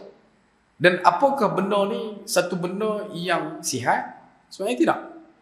Satu orang yang ada integriti, ada kredibiliti, wibawa dan juga sifat jati diri kenegaraan yang besar, dia akan jadi orang yang begitu bangga, tak kiralah dia apa-apa pun bangsa. Dia akan duduk dalam keadaan tetap juga mengangkat nama negaranya, bangsanya dan agamanya kerana dia merasa benda itu adalah satu kebaikan yang besar. Kalau bukan kerana nilai-nilai kebaikan yang ditinggalkan oleh orang-orang terdahulu, kita belum tentu untuk mampu untuk menghirup kesegaran kemerdekaan pada hari ini. Sebab tu kena usaha untuk kita jadi orang yang bukan sahaja mengikut tuntunan dan juga santunan daripada orang terdahulu sampai kepada Nabi SAW, tetapi berusaha untuk menjadikan diri kita sebagai tauladan kepada generasi masa hadapan. Sebab tu kita selalu sebutkan dalam mana-mana ruang dan juga peluang yang ada, bangsa ini bangsa bersyahadah, bangsa ini bangsa bertauhid, bangsa ini bangsa jihad. Kalau tuan-tuan tengok sekuel daripada penentangan penjajahan, baik daripada 1511 sampailah kepada ke tahun Jepun 1941 tu, semua akan ada di kalangan kita yang menentang. Tapi main dekat zaman kita bukan menentang, dia menerak sambil melintang. Dia ngangar kat rumah, dia duduk tengok CJ Workshop banyak, kan? Dia buka kitab Shopee dan Lazada, hak tu lah. Tak ada benda lain. Dan kita tak ada penambahbaikan untuk melestarikan perkara ini supaya boleh dilegasikan kepada keturunan penyambung leluhur kita. Dan ini adalah satu perkara yang disebutkan sebagai satu cabaran besar lah di zaman yang begitu dahsyat ini. Teknologi mudah. Tuan-tuan boleh dapat capaian teknologi merata-rata di hujung jari hari ini. Tetapi tak cukup dengan itu. Kita kena bina kembali ukhuwah. Kita kena bina kembali satu model dan modul untuk menjemput keberkatan Allah Subhanahu Wa Taala. Majlis ilmu merata-rata. Tetapi sayang-sayangnya kita ni bila ada majlis ilmu, kita tidak pernah ada usaha untuk menghadirkan diri.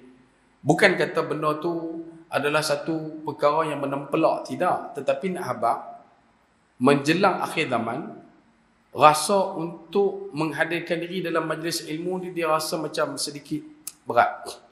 Teman-teman pula dalam program-program macam ni kan, ada Ustaz Maneh dia bagi petua kat saya. Dia kata kalau hang tengok jemaah yang mai kuliah tu, dia tengok 3 jenis muka, hang mau tutup bang, kan?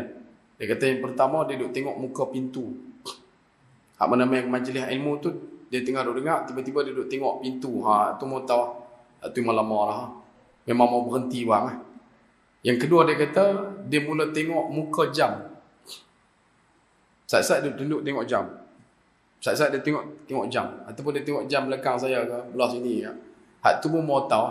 Hak tu memang dia suruh berhenti awal ke. Yang ketiga yang paling ganas, dia mula tengok muka member dia. Dia tengok muka member dia, lepas tu dia buat bahasa isyarat puasa 16. Hak tu mau tahu mungkin orang tu ya. Sebab tu bila ada orang, dia tanya pasal apa majlis ilmu ni orang tak main. Isu dia sebab majlis ilmu ni duduk lama. Sebab itulah tuan-tuan duduk dalam majlis. Dia dalam Quran dia ada dua perkara berkaitan dengan duduk. Satu qu'ud. Yang keduanya jalasah, ijlis. Qiyaman wa qu'udan. Pernah dengar? Allah Ta'ala sebut kalimah tersebut, qiyaman wa qu'udan. Fazkurullah, ingat Allah, qiyaman wa qu'udan. Pada waktu berdiri tu pun duduk. Qu'ud tu duduk. Tapi duduk tu duduk mana? Duduk yang sat. Duduk sebentar. Duduk yang sebentar. Kalau belah Penang, kita panggil sat lah. Punya cepat. Sebentar tak ada, kejap tak ada, kita sebut sat. Kan? Sat. Bukan sat speed. Bukan sat diamond. Dia kata sat tu pula. Ini sat. Kalau uqud. Sebab tu ada bulan nama bulan Dzulqa'dah. Daripada kalimah yang sama. Kenapa panggil bulan Dzulqa'dah? Sebab orang Mekah pada waktu bulan tu dia tak boleh duduk lama-lama. Pasal apa tak boleh duduk lama-lama? Sebab orang dah mula masuk ke Mekah untuk buat haji. Al-hajju ashhuru ma'lumat. Haji itu berdiri pada 3 bulan yang diketahui. Bulan Syawal, Dzulqa'dah, Dzulhijjah. Bulan Syawal maksud dia orang Mekah ramai. Syawal berkembang. Maksud pasal apa ramai? Orang mai ke Mekah terlalu ramai. Daripada Yamannya, daripada Madinahnya, daripada Afrikanya, semua mai.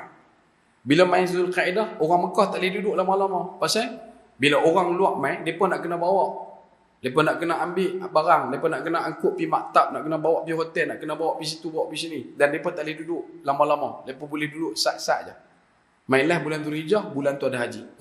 Sebab tu kalau kita main majlis ilmu dipanggil sebagai majlis. Dia tak sebut sebagai maq'ud ataupun maq'ad. Sebab memang duduk lama.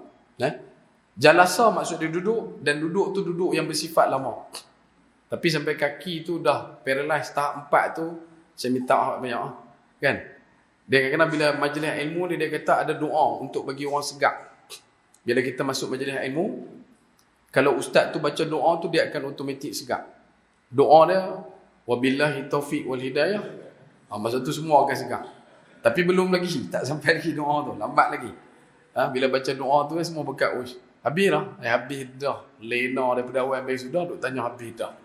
Sebab tu bila sebut yang terakhir dia dalam menutup dalam ruang yang kita ada, betapa kemerdekaan yang sebenar itu perlu untuk ditata rias dengan bukti kesyukuran yang paling nyata kepada Allah Subhanahu Wa Taala. Antara nikmat kemerdekaan yang paling utama adalah dengan mensyukuri nikmat iman dan Islam yang kita ada. Abu Talib di saat dekat dengan ambang kematian, Nabi SAW pergi mendapatkan dia untuk mengajak dia masuk Islam. Dan kata Abu Talib, dia berada kekal di atas agama Abdul Muttalib. Dia tak mau kepada Islam. Dan ada orang tu fikir, Nabi tak dakwah ke sebelum tu? Nabi dakwah bang. Nabi dakwah Nabi dakwah Abu Talib ni sampai ke tahap yang kita tak boleh nak imagine. Nabi pergi beritahu, berimanlah kepada Allah. Tak sebut Muhammad Rasulullah pun tak apa. Sebut la ilaha illallah cukup. Abu Talib tak mau ucap kalimah tu. Sebab kekufuran. Kafir ni maksudnya menutup diri daripada beriman. Itu kafir. Betul Allah Ta'ala guna kalimah tersebut. Qul ya ayyuhal kafirun. Pasal apa? Sebab kafir ni bukan bahasa kasar. Bahasa kafir tu maksud dia menutup diri daripada beriman. Kalimah kufar yang pertama kita jumpa dalam Al-Quran adalah berkaitan dengan petani yang menimbus benih, yang menutup benih. Itu adalah kafir yang pertama kita jumpa dalam Al-Quran. Bila sebut kata menutup diri daripada beriman, itu adalah nilai kekafiran. Sebab tu Allah Ta'ala kata, Qul ya ayyuhal kafirun. Baik. Tapi mungkin Penang dia dengar kasar. Pasal kami panggil kapiak. Kan? Kapi kan. Tapi padahal bahasa tu bahasa lembut. Allah Ta'ala guna bahasa cukup lembut. Sebab nak tarik faham supaya orang tu tahu. Mereka ni bukanlah orang yang memilih, tetapi mereka duduk dalam keadaan menutup diri, tak mau tengok kebenaran. Dalam satu riwayat disebutkan Nabi SAW pernah datang ke rumah Abu Talib dan kemudian Nabi berbaring. Kemudian dalam keadaan Nabi menutup mata, Abu Talib berada di sisi Nabi. Masa tu sihat lagi. Maka Nabi dalam tutup mata Nabi sebut la ilaha illallah, la ilaha illallah, la ilaha illallah di rumah Abu Talib. Maka bila banyak kali Nabi ulang, Abu Talib kejut Nabi. Ya Muhammad sallallahu alaihi wasallam, bangun. Maka Nabi SAW bangun. Ada apa wahai pakcik ku? Ya ammi. Pasal apa? Maka Abu Talib kata, tadi masa hang tidur, masa hang duk tidur tu, hang duk tutup mata tidur tu, hang ada sebut kalimah ni. Maka Nabi tanya kat Abu Talib, kalimah apa yang aku sebut? Ada kalimah ni kamu suka sebut? Tahulah kalimah apa yang aku sebut? Ada kalimah ni kau selalu sebut. Kalimah tu lah. Tahulah kalimah apa? Sebutlah wahai pakcikku, kalimah apa yang aku sebut? Sebutlah. Maka Abu Talib kata, tak apa, tidur. Boleh nampak? Tuan-tuan pernah jogging daripada sini sampai ke Gombak setia. Lepas tu tengok satu rumah pintu tu buka, tuan-tuan lari masuk rumah tu, tuan-tuan lena. Lepas tu dalam lena rumah orang tak Islam lah kan, orang yang belum Islam. Tuan-tuan dalam mata duk tutup tu, duk lena-lena tu, tuan-tuan duk sebut la ilallah, la ilallah. Lepas tu kawan tu pun kejut. Makit. Buat siapa? Tadi masa hang tidur ni hang dah sebut perkataan tu. Perkataan apa hang sebut perkataan tu? Pernah buat ke tak? Pernah tak? Tu yang kata Nabi punya dakwah sampai terang tu. Tapi bila Allah Ta'ala menyejukkan hati Nabi SAW dengan menggunakan kalimah Yahdi man yasha, maka terangkat seluruh beban pada diri Nabi SAW. Bahawasanya dalam dunia ni, isu berkenaan dengan huda, petunjuk, bukanlah kerja buat kita. Kita cuma boleh untuk menjalankan perintah wa amilus salihat semata-mata. Kita cuma perlu untuk ibadat ni. Kita tak boleh nak mak, dia ni mesti Islam, dia ni tak mau, dia ni Islam, dia ni tak mau. No. Bukan itu kerja kita. Kerja kita cuma amalkan Islam dengan sebaik mungkin, pada yang saya sebut tadi, senyumnya, tolong-menolongnya, tunjuk jati diri terbaik sebagai seorang Islam yang berkasih sayang, tak bergaduh sesama sendiri, saling sayang menyayang, bukan salah menyalah, saling dakwah mendakwah, bukan saling dakwah mendakwah, saling mencari titik temu, bukan titik tembung, saling mencinta, bukan mencela, saling merangkul, bukan memukul. Dan bila kita kotakan janji pada setiap kalimah ini, hidayah itu akan terpancar dan tersasar kepada sesiapa yang Allah Ta'ala kehendaki. Tetapi masih lagi duduk dalam konotasi yang serupa. Hidayah bukan milik kita untuk dinatijahkan kepada mana-mana nafas dan nyawa yang kita jumpa. Lepas tu bila Nabi pergi ke kota Taif dalam hijrah pertama Nabi dengan Zaid bin Harithah, Nabi kata jangan duk siksa, jangan duk benamkan negeri tu.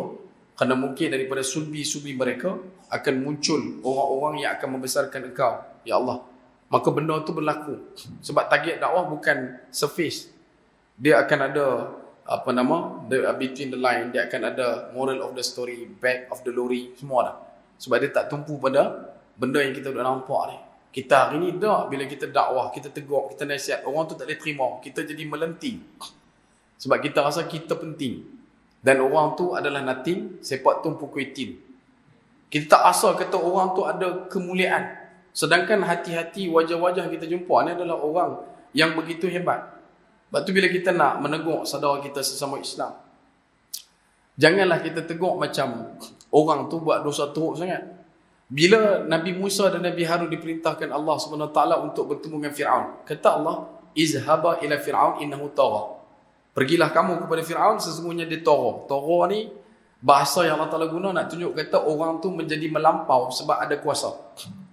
Ada satu lagi kalimah namanya bara. Bara ni bukan baral, tapi bara. Bara ni dia melampau sebab dia ada harta.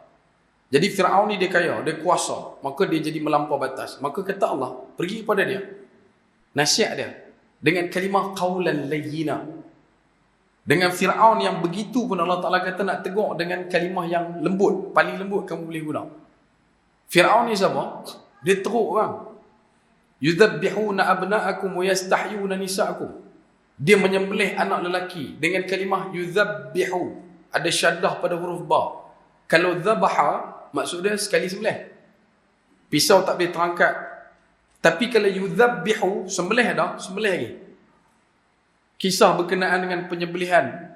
Usai daripada mimpi Fir'aun, kerajaan dia bakal diranakkan oleh satu orang budak lelaki yang dilahirkan. Maka dia gerakkan, mobilisasikan sekian banyaknya ketumbukan tentera untuk masuk ke dalam kawasan negeri bawah jajah takluk pentadbiran dia untuk cari bayi yang baru lahir ni. Terselit di situ Nabi Musa AS dengan ibunya. Bila mereka masuk ke dalam setiap rumah, jumpa bayi lelaki, tarik keluar ibu dan juga bapa budak ni tadi, disembelih di depan mata. Kalimah yang Allah Ta'ala gunakan, yang dilakukan oleh tentera-tentera Fir'aun adalah yuzabbihuna abna'akum. Yuzabbih, bukan zabaha. Kalau zabaha sekali ni banyak kali, dah mati dah, sembelih lagi. Wa yastahyuna nisa'akum, dan dia membiarkan hidup anak-anak perempuan. Habis daripada dia dah sembelih, budak lelaki, bayi lelaki ni meninggal dunia, apa dia buat? Dalam kitab Safatul Tafasir, disebut Fir'aun akan suruh tentera dia tanda. Tak tahulah tanda macam mana, kalau ikut piramid tanda pangkah. Rumah yang dah cek tu, dia akan tanda. Saya tanda lagu tu lah, pangkah kan. Tak tahu kot dia buat bulat ke, dia buat min, tik-tu ke apa, tak tahu lah, tik-tak-tu, tak tahu lah. Tapi dia tanda, kata rumah ni dah dicek, dah disebelih dah anak. Sampailah mereka ni sampai ke rumah Nabi Musa. Ibu Nabi Musa bila mengetahui akan keadaan itu, maka kisah ini dimasukkan dalam irhas Nabi Musa. Nabi Musa AS pada waktu yang sekujur bayi yang masih kecil, masih lagi memerah tubuhnya, dibawa masuk ke dalam tempat pembakar roti. Bukan oven, jangan duk bayang oven rumah kita, tu teruk sangat. Dia macam, tuan-tuan tengok orang bakar pizza, dia ada relau yang dia buat macam tu kan. Lepas tu dia ada parau, kita letak lagu tu, bakar kot luar, nanti dah siap, tarik, pizza siap. Jadi Nabi Musa AS diletakkan dalam tu. Kayu diambil dan disusun. Disusun keliling tu. Disusun keliling tu tempat tutup supaya tak nampak Nabi Musa yang ada di dalam. Maka mak Nabi Musa keluar pergi tunggu di depan pintu. Menyaksikan satu demi satu bayi lelaki disembelih di hadapan matanya sepanjang jalan menuju ke rumah dia. Pada waktu tu tidak ada apa yang diharapkan melainkan kepada Allah Subhanahu Wa Taala. Maka bila sampai di rumah, bila nak sampai di rumah, dalam situasi itu, kakak Nabi Musa yang pada pagi tersebut keluar mencari kayu api. Balik main ke rumah. Bila balik main ke rumah, tengok kayu api sudah pun disusun. Dan dia faham maklum, bila kayu dah disusun, kerja dia apa dia? Bakar. Maka dia pun cucuh lah sebab kayu dah disusun. Anak yang baik macam tu. Kan? Kita basuh motor, anak lari riuh rendah. Mana ada yang bawa main timba, baldi, main tunjuk kita bawa sabun, tak ada. Dia nampak cantik, pak dia basuh wai suku. Time ni untuk belah orang, dia belah. Ni dah anak yang baik, dia tengok dah disusun dah. Maka dia pun cuma perlu untuk bakar. Sebab pada faham dia, kehidupan dia tahu bila dah disusun dalam tu dah ada makanan yang diletakkan untuk dibakar. Maka kakak dia pun bakar.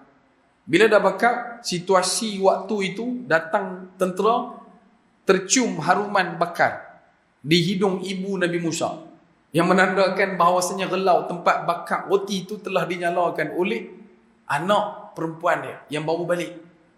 Maka keluh kesah berentam dalam hati. Habislah anak duduk dalam tu. Tentera masuk, sampailah ke kawasan dapur, tengok tempat tu dah dibakar, api menjulang. Maka mereka pun dah clear semua. Dia buat checklist, selesai, keluar dari rumah, mereka bangkah.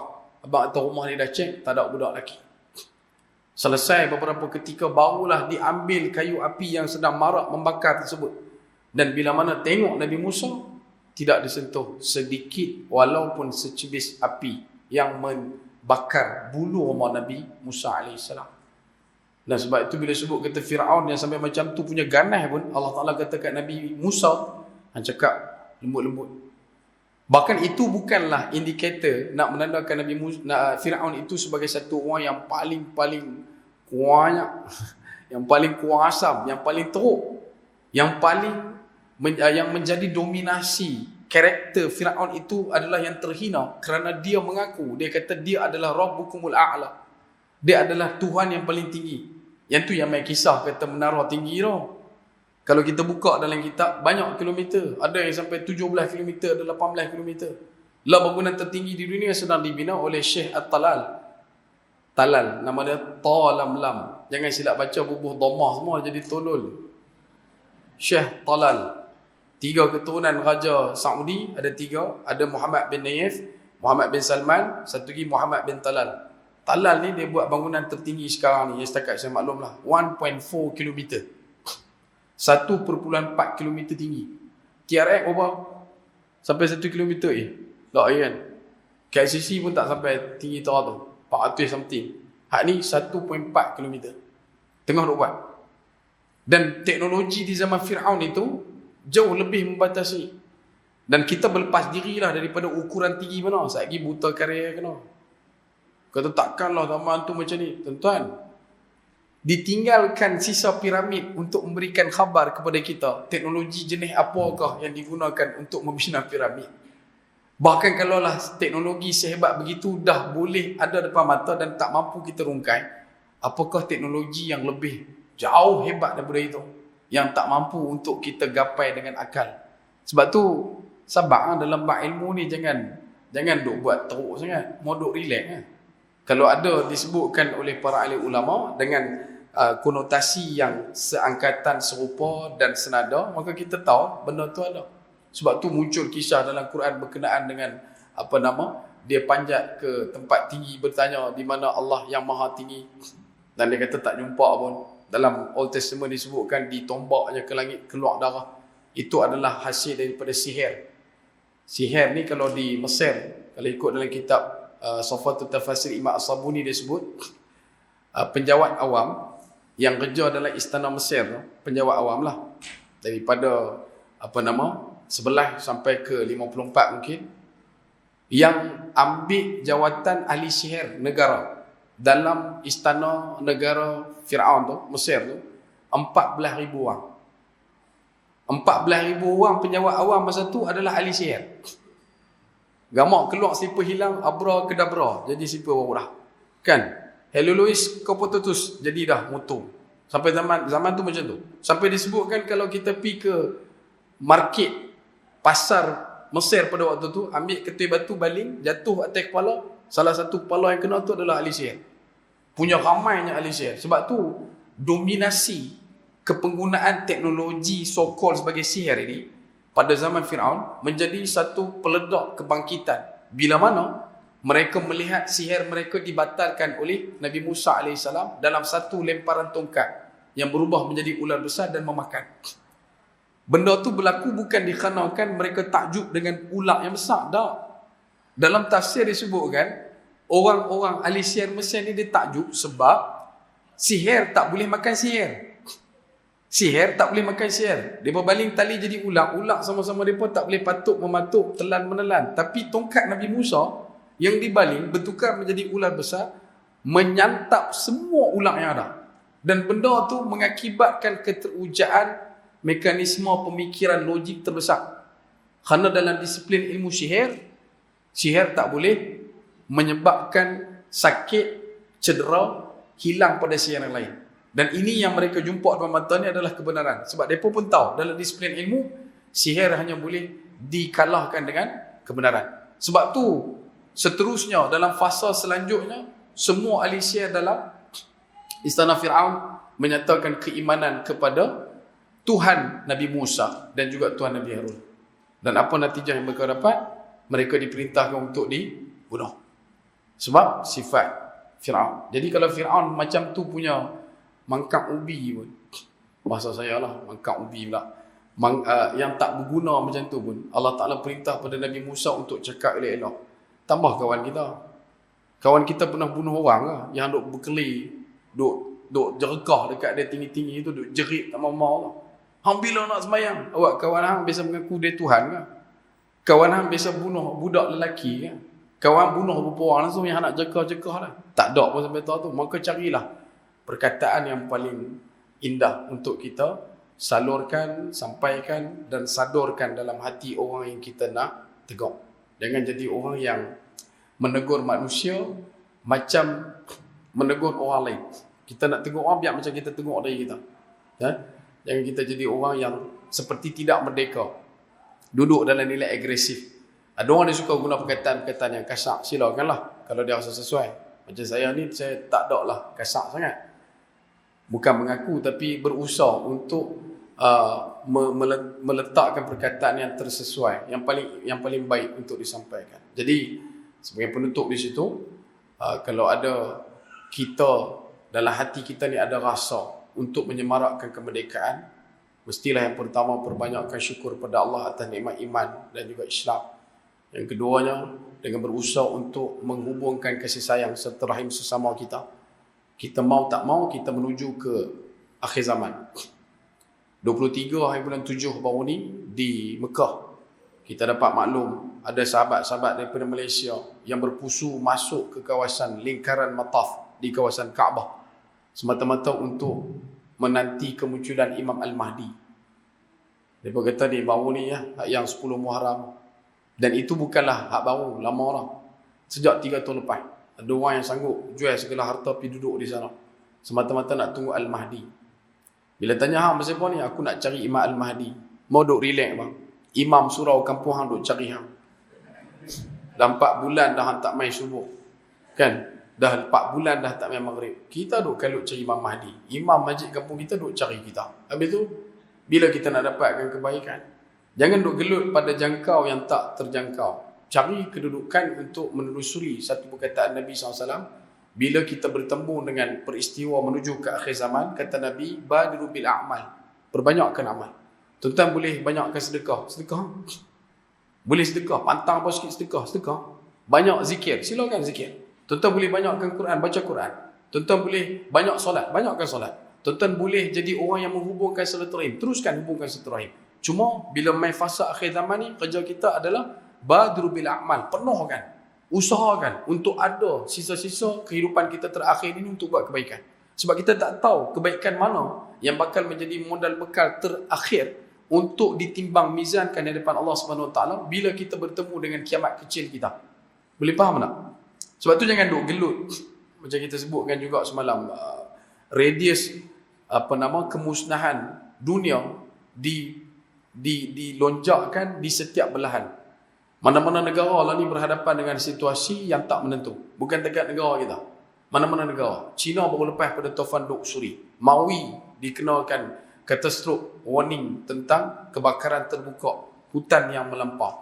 Begitu juga dengan kawasan di Afrika. Di Amerika juga berhadapan dengan nilai situasi kebuluran melampau. Sebab kawasan mereka terlalu kering. Tak boleh nak mengairi untuk buat tanaman. Perang Rusia, Ukraine dan sebagainya memberikan input kepada kita, pengeksportan bahan mentah seperti gandum, barley dan sebagainya terhenti.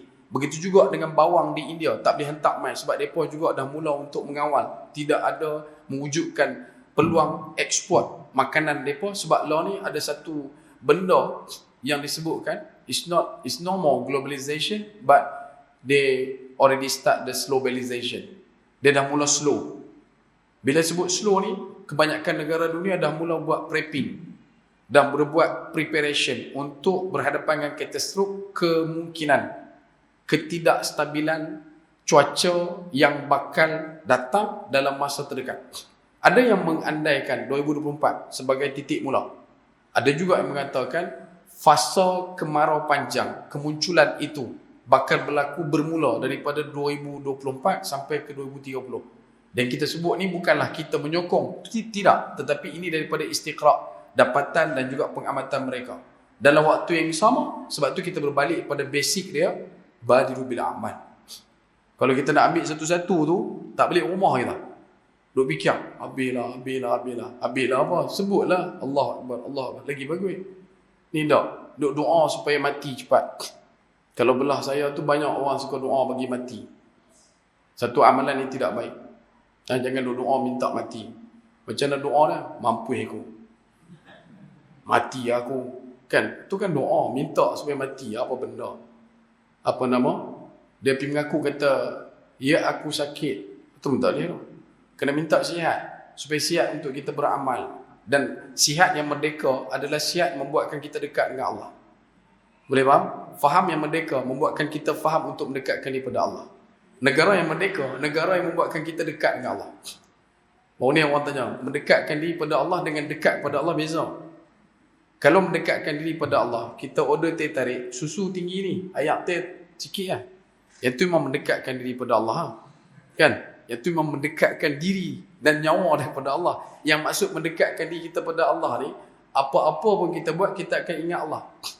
Sebab tu jadi orang yang mana orang kita tu, kita jadi orang, yang orang tu adalah orang yang bila orang tengok kita, orang ingat Allah. Boleh faham Kita kena jadi orang yang bila orang tengok kita, orang akan ingat Allah. Orang tengok kita, orang kata Allah. Allah. Kan orang ingat Allah. Tapi jangan jadi satu lagi kelompok juga. Ingat Allah juga. Orang tengok kita, Allah juga bagus juga lah, tapi bukan itu yang saya nak masukkan. Orang tengok kita, orang ingat Rasulullah. Orang tengok kita, orang ingat Allah. Sebab orang ingat kepada peringatan yang disampaikan. Dan sebab tu dalam hidup, tuan-tuan boleh sedekah. Jangan bertangguh-tangguh. Kita tak sampailah ke tahap Sayyidina Umar. Ketika mana ridaknya diragut oleh satu orang lelaki di pasar besar Madinah. Dia mengejar lelaki tersebut. Sayyidina Umar pada anatomi tubuh badan dia disebutkan dalam sekian banyaknya kitab sirah Hayatus Sahabah. Sayyidina Umar ni orangnya tinggi. Tingginya mencapai kurang lebih dekat-dekat 3 meter. Tinggi bapak. Memang tangan dia besar. Kalau dia duduk atas kuda Arab, kaki dia hampir mencecah tanah. Nak abang kata dia tinggi. Saya kalau duduk dekat kuda Arab gelak dulu. Saya ukur saya dekat perut dia. Saya punya ni, saya OKU jugalah, orang kurang ukuran kan. So dia tinggi. Sayyidina Umar bila ridaknya diambil, maka dikejar orang yang ambil ridak dia tu. Sambil kejar dia kata apa? Ucapkanlah engkau terima, ucapkanlah engkau terima, ucapkanlah engkau terima. Sampailah ke sudah. Kalau Penang kita panggil sampai ke sud. Pernah tak? Sampai ke sud tak jumpa. Kami ambil short form. Sama macam tadi tu. So jangan duk aplah siapa panggil kesut lah. Bukan kesut, dia nak sebut kesudah. Tapi bila nak sebut dah tu tak mau lambat. Kita sebut sampai kesut. Ligan sampai kesut. Ligan kejar sampai kesut. Tak dapat. Maka sahabat-sahabat lain mai kat Sayyidina Umar. Ya Umar, apa yang berlaku? Dia kata ridak aku diambil oleh satu hamba Allah ni. Habis tu apa yang kamu buat? Aku telah mengejarnya. Tapi apa yang kau sebut? Aku sebut kat dia, cakaplah kau terima. Qabil tu. Pasal apa kata lagu tu? Sebab di saat dia ambil ridak aku terus niat kata aku sedekah. Cuma yang aku kejar dia tu sebab aku nak beritahu kat dia aku sedekah dekat hang. Ucaplah hang terima. Aku sedekah kat hang, ucaplah hang terima. Boleh buat minta tu. Keluar ni, wai syukur orang balas. Kita pun pinjamlah motor siapa RXS. Ligan pula. Ligan. Jom PJ tukar nama. Boleh buat. Orang yang curi motor kita tu, kita ligan dia dapat, jom PJ tukar nama. Tak sampai tahap tu. Paling kuat pun kita nanti ambil pasu bunga dekat luar tu, kita nanti baling dekat atas kepala dia. Sebab materialistik, dahriyun, masih lagi mengakar dan membugar dalam diri. Sebab tu, kalau tuan-tuan boleh sedekahlah semampu mungkin. Sedekah di waktu miskin lebih senang sedekah waktu tu kaya. Tuan-tuan ada RM1, orang minta 5 kupang, kita boleh bagi. Tapi kalau tuan-tuan ada RM1 juta, orang minta 500,000, boleh bagi tak? Mana senang? Ada RM1, orang minta 5 kupang. Nak bagi lagi senang ke ataupun ada RM1 juta, orang minta 500,000. Mana lagi senang? Kau sini jenis bagi 500,000. Boleh faham tak? Sebab tu jangan bicara tentang kaya, tentang sedekah. Ada satu kaedah faham yang saya dapat rasakan sedikit tidak sesuai. Bila ada orang kata sedekahlah sampai kaya. Tak, sedekah sampai Allah. Wala tabtilu sadaqatikum bil manni wal adha. Bila sedekah kerana Allah. Dia sampai kepada Allah SWT. Tapi kalau sedekah kerana kaya, jadi tak kaya? Jadi. Tapi kaya tu ialah. Dan lebih risau bila kita sedekah kerana kaya dan kita dapat kaya. Dan kaya itulah balasan atas dunia. Di akhirat tak ada 1 inci pun untuk kita hirup.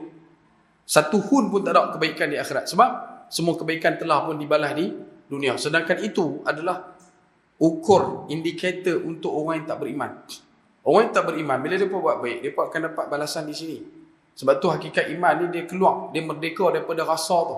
Dia tak ada rasa nak risau tentang benda tu. Selalu juga kalau kata kita sebut tentang hidup yang tenang, nak merdeka daripada kekusutan, hidup kena ada, jangan ada 2 C. 2 C ni jangan ada. 1 compare, 1 complain. 2 benda ni tak ada, hidup kita akan tenang, tenteram.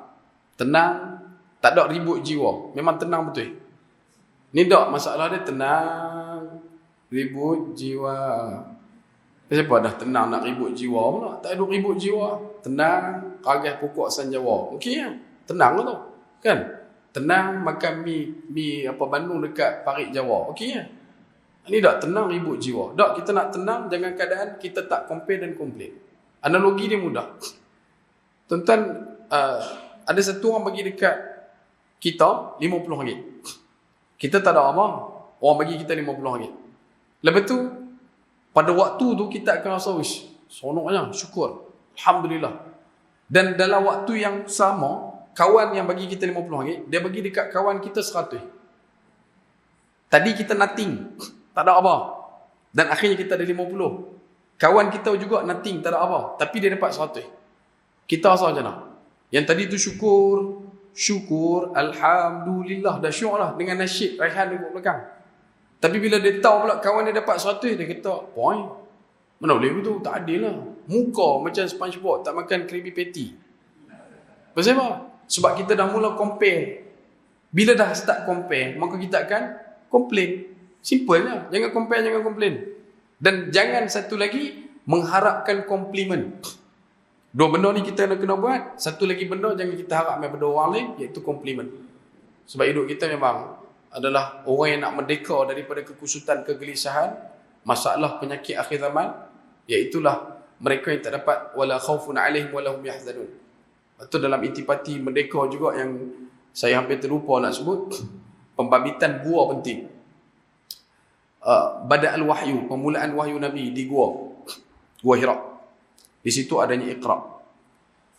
Hijrah Nabi, adanya peristiwa Gua Thur. Di situ turun kalimah la tahzan innallaha ma'ana. Kemudian kata Allah, fa anzalallahu ala sakinatah. Allah Taala akan turunkan ketenangan. Rupanya kalau kita hidup dalam posisi begitu, walaupun dihimpit dan disepit dengan segala macam kesusahan, keberatan hidup ini, tapi kita tahu innallaha ma'ana, Allah automatik akan bagi dekat kita limpah kurniakan sakinah. Dan satu lagi kisah yang malas segar bila kita nak rangkumkan tentang akhir zaman adalah isu tentang Al-Kahfi. Duduk dalam satu gua. Kahfi ni beza dengan ghar. Ghar ni satu gua yang boleh masuk seorang dua aja. Itu ghar. Ghar Hira. Ghar Sur. Penang banyaklah kami duk ingat pasal hijrah Nabi di Gua Thur tu. Sebab bila makan nasi kanak kami kata Sur. Sur, nasi kanak mana Sur? Sur dia ingat pasal hijrah tu lah, pasal tu dia sebut Sur. Bila sebut kata Ghar, dia kecil. Tapi kalau Kahfi, boleh masuk 2, 3, 4, 5 orang. Sebab dia besar. Tapi besar tu pun bukanlah besar yang selesa. Sebab yang diminta dalam doa tu, Rabbana atina min ladunka rahmah. Wahyi lana min amrina rasyada. 2 benda kata ulama. Satu rahmat, satu rasyada. Rasyada ni kecerdikan. Rahmah ni tingkat keampunan tertinggi. Dia mula dengan al-afu, ghafar, ghafir, ghafur. Paling tinggi keampunan Allah adalah rahmah. Sebab tu kita bila mana doa kepada orang yang telah meninggal dunia, Allahumma ghafir lahu warhamhu. Minta Allah Ta'ala ampunkan dan rahmati dia. Pasal apa rahmati? Rahmati puncak keampunan tertinggi. Dan benda tu dirasakan oleh Ashabul Kahfi ketika mana mereka menyembunyikan diri dalam gua, dalam keadaan bukan minta bilik, bukan minta makan, bukan minta air, bukan minta wifi, tapi mereka minta apa? Min ladunka rahmah. Sebab mereka rasa benda ni berlaku dikarenakan dosa mereka. Minta pengampunan tertinggi daripada Allah Subhanahu Wa Taala. Sebab tu dalam usaha kita mentadbir urus fikir menuju hari-hari menjelang zaman yang terakhir itu adalah dengan keadaan kita senantiasa yang kita sebutkan tadi, memperbanyakkan amal dan berdoa kepada Allah Subhanahu Wa Taala, moga dikekal kentalkan kita dalam jalur dan jalan yang mengikut Nabi SAW. Jadi moga-moga takat tu dulu perkongsian. Mohon maaf di masa tuan-tuan, terima kasih atas perhatian. Kalau ada kekasaran bahasa tu bicara terajak kata terasa di mana-mana, saya minta maaf banyak-banyak pada ujung rambut sampai ujung nyawa. Dari jauh menjunjung duli, dari dekat menjunjung sembah. Mohon maaf sudah diberi kalau ada silap dan salah. Hidup ini hanya menumpang, air setimba jangan dituang, nafas serentak dikenang-kenang, umur sejenak ditimang-timang. Kalau ada kebaikan, mohon tolong sebar-lebarkan. Kalau ada keburukan, mohon tolong jauhkan. Bak kata pepatah, sedap makan dikunyah-kunyah, sedap kata diulang-ulang. 5 manis masak di tangkai, jatuh sebiji menimpa kayu. Masa dah habis, pantun dah habis, masa dah sampai. Saya mohon berundur dulu. Akhir kalam daripada saya, terima kasih kepada pihak akar dan juga surau Nur Hidayah atas peluang dan ruang yang disajikan, diberikan. Dan moga-moga semoga kita akan bertemu lagi insya-Allah biiznillah. Saya harap doa pada tuan-tuan dan nanti semua tuan-tuan insya-Allah biiznillah semua masuk syurga. Amin. Macam tak apa nak masuk lah. Saya doakan tuan-tuan semua masuk syurga. Daripada setiap mata yang saya nampak ataupun yang tak nampak, daripada setiap nama yang disebut ataupun tak disambut, saya doakan tuan-tuan semua masuk syurga. Dan nanti bila tuan-tuan masuk syurga, tolong tanya kepada Allah di mana Afifidon. Nah, bila masuk syurga ni, tanya ke Allah, mana dia Afifidon? Ada kecil-kecil, janggut-janggut tu. nanti Allah Ta'ala akan congkeh saya keluar pada mana ceruk rantau neraka pun untuk didudukkan bersama dengan tuan-tuan. Tunggu kalau tuan-tuan tanya, kalau tuan-tuan pergi minta David Beckham ke David Arumugam ke mereka lah, mereka lah. Tapi kalau kata tuan-tuan masuk syurga nanti, tolong tanyakan di mana saya, insyaAllah. Jadi akhir kalam, sekecil-kecil ikan pasti ada isinya, sebesar-besar ikan pasti ada tulangnya. Aku liqawli hadha, astaghfirullahaladzim wa lakum, wa lisa'iril muslimina wal muslimat wal mu'minina wal mu'minat fastaghfiruh fa yafudhal mustaghfirin. Wassalamualaikum warahmatullahi ta'ala wabarakatuh. Wallahu ta'ala a'lam.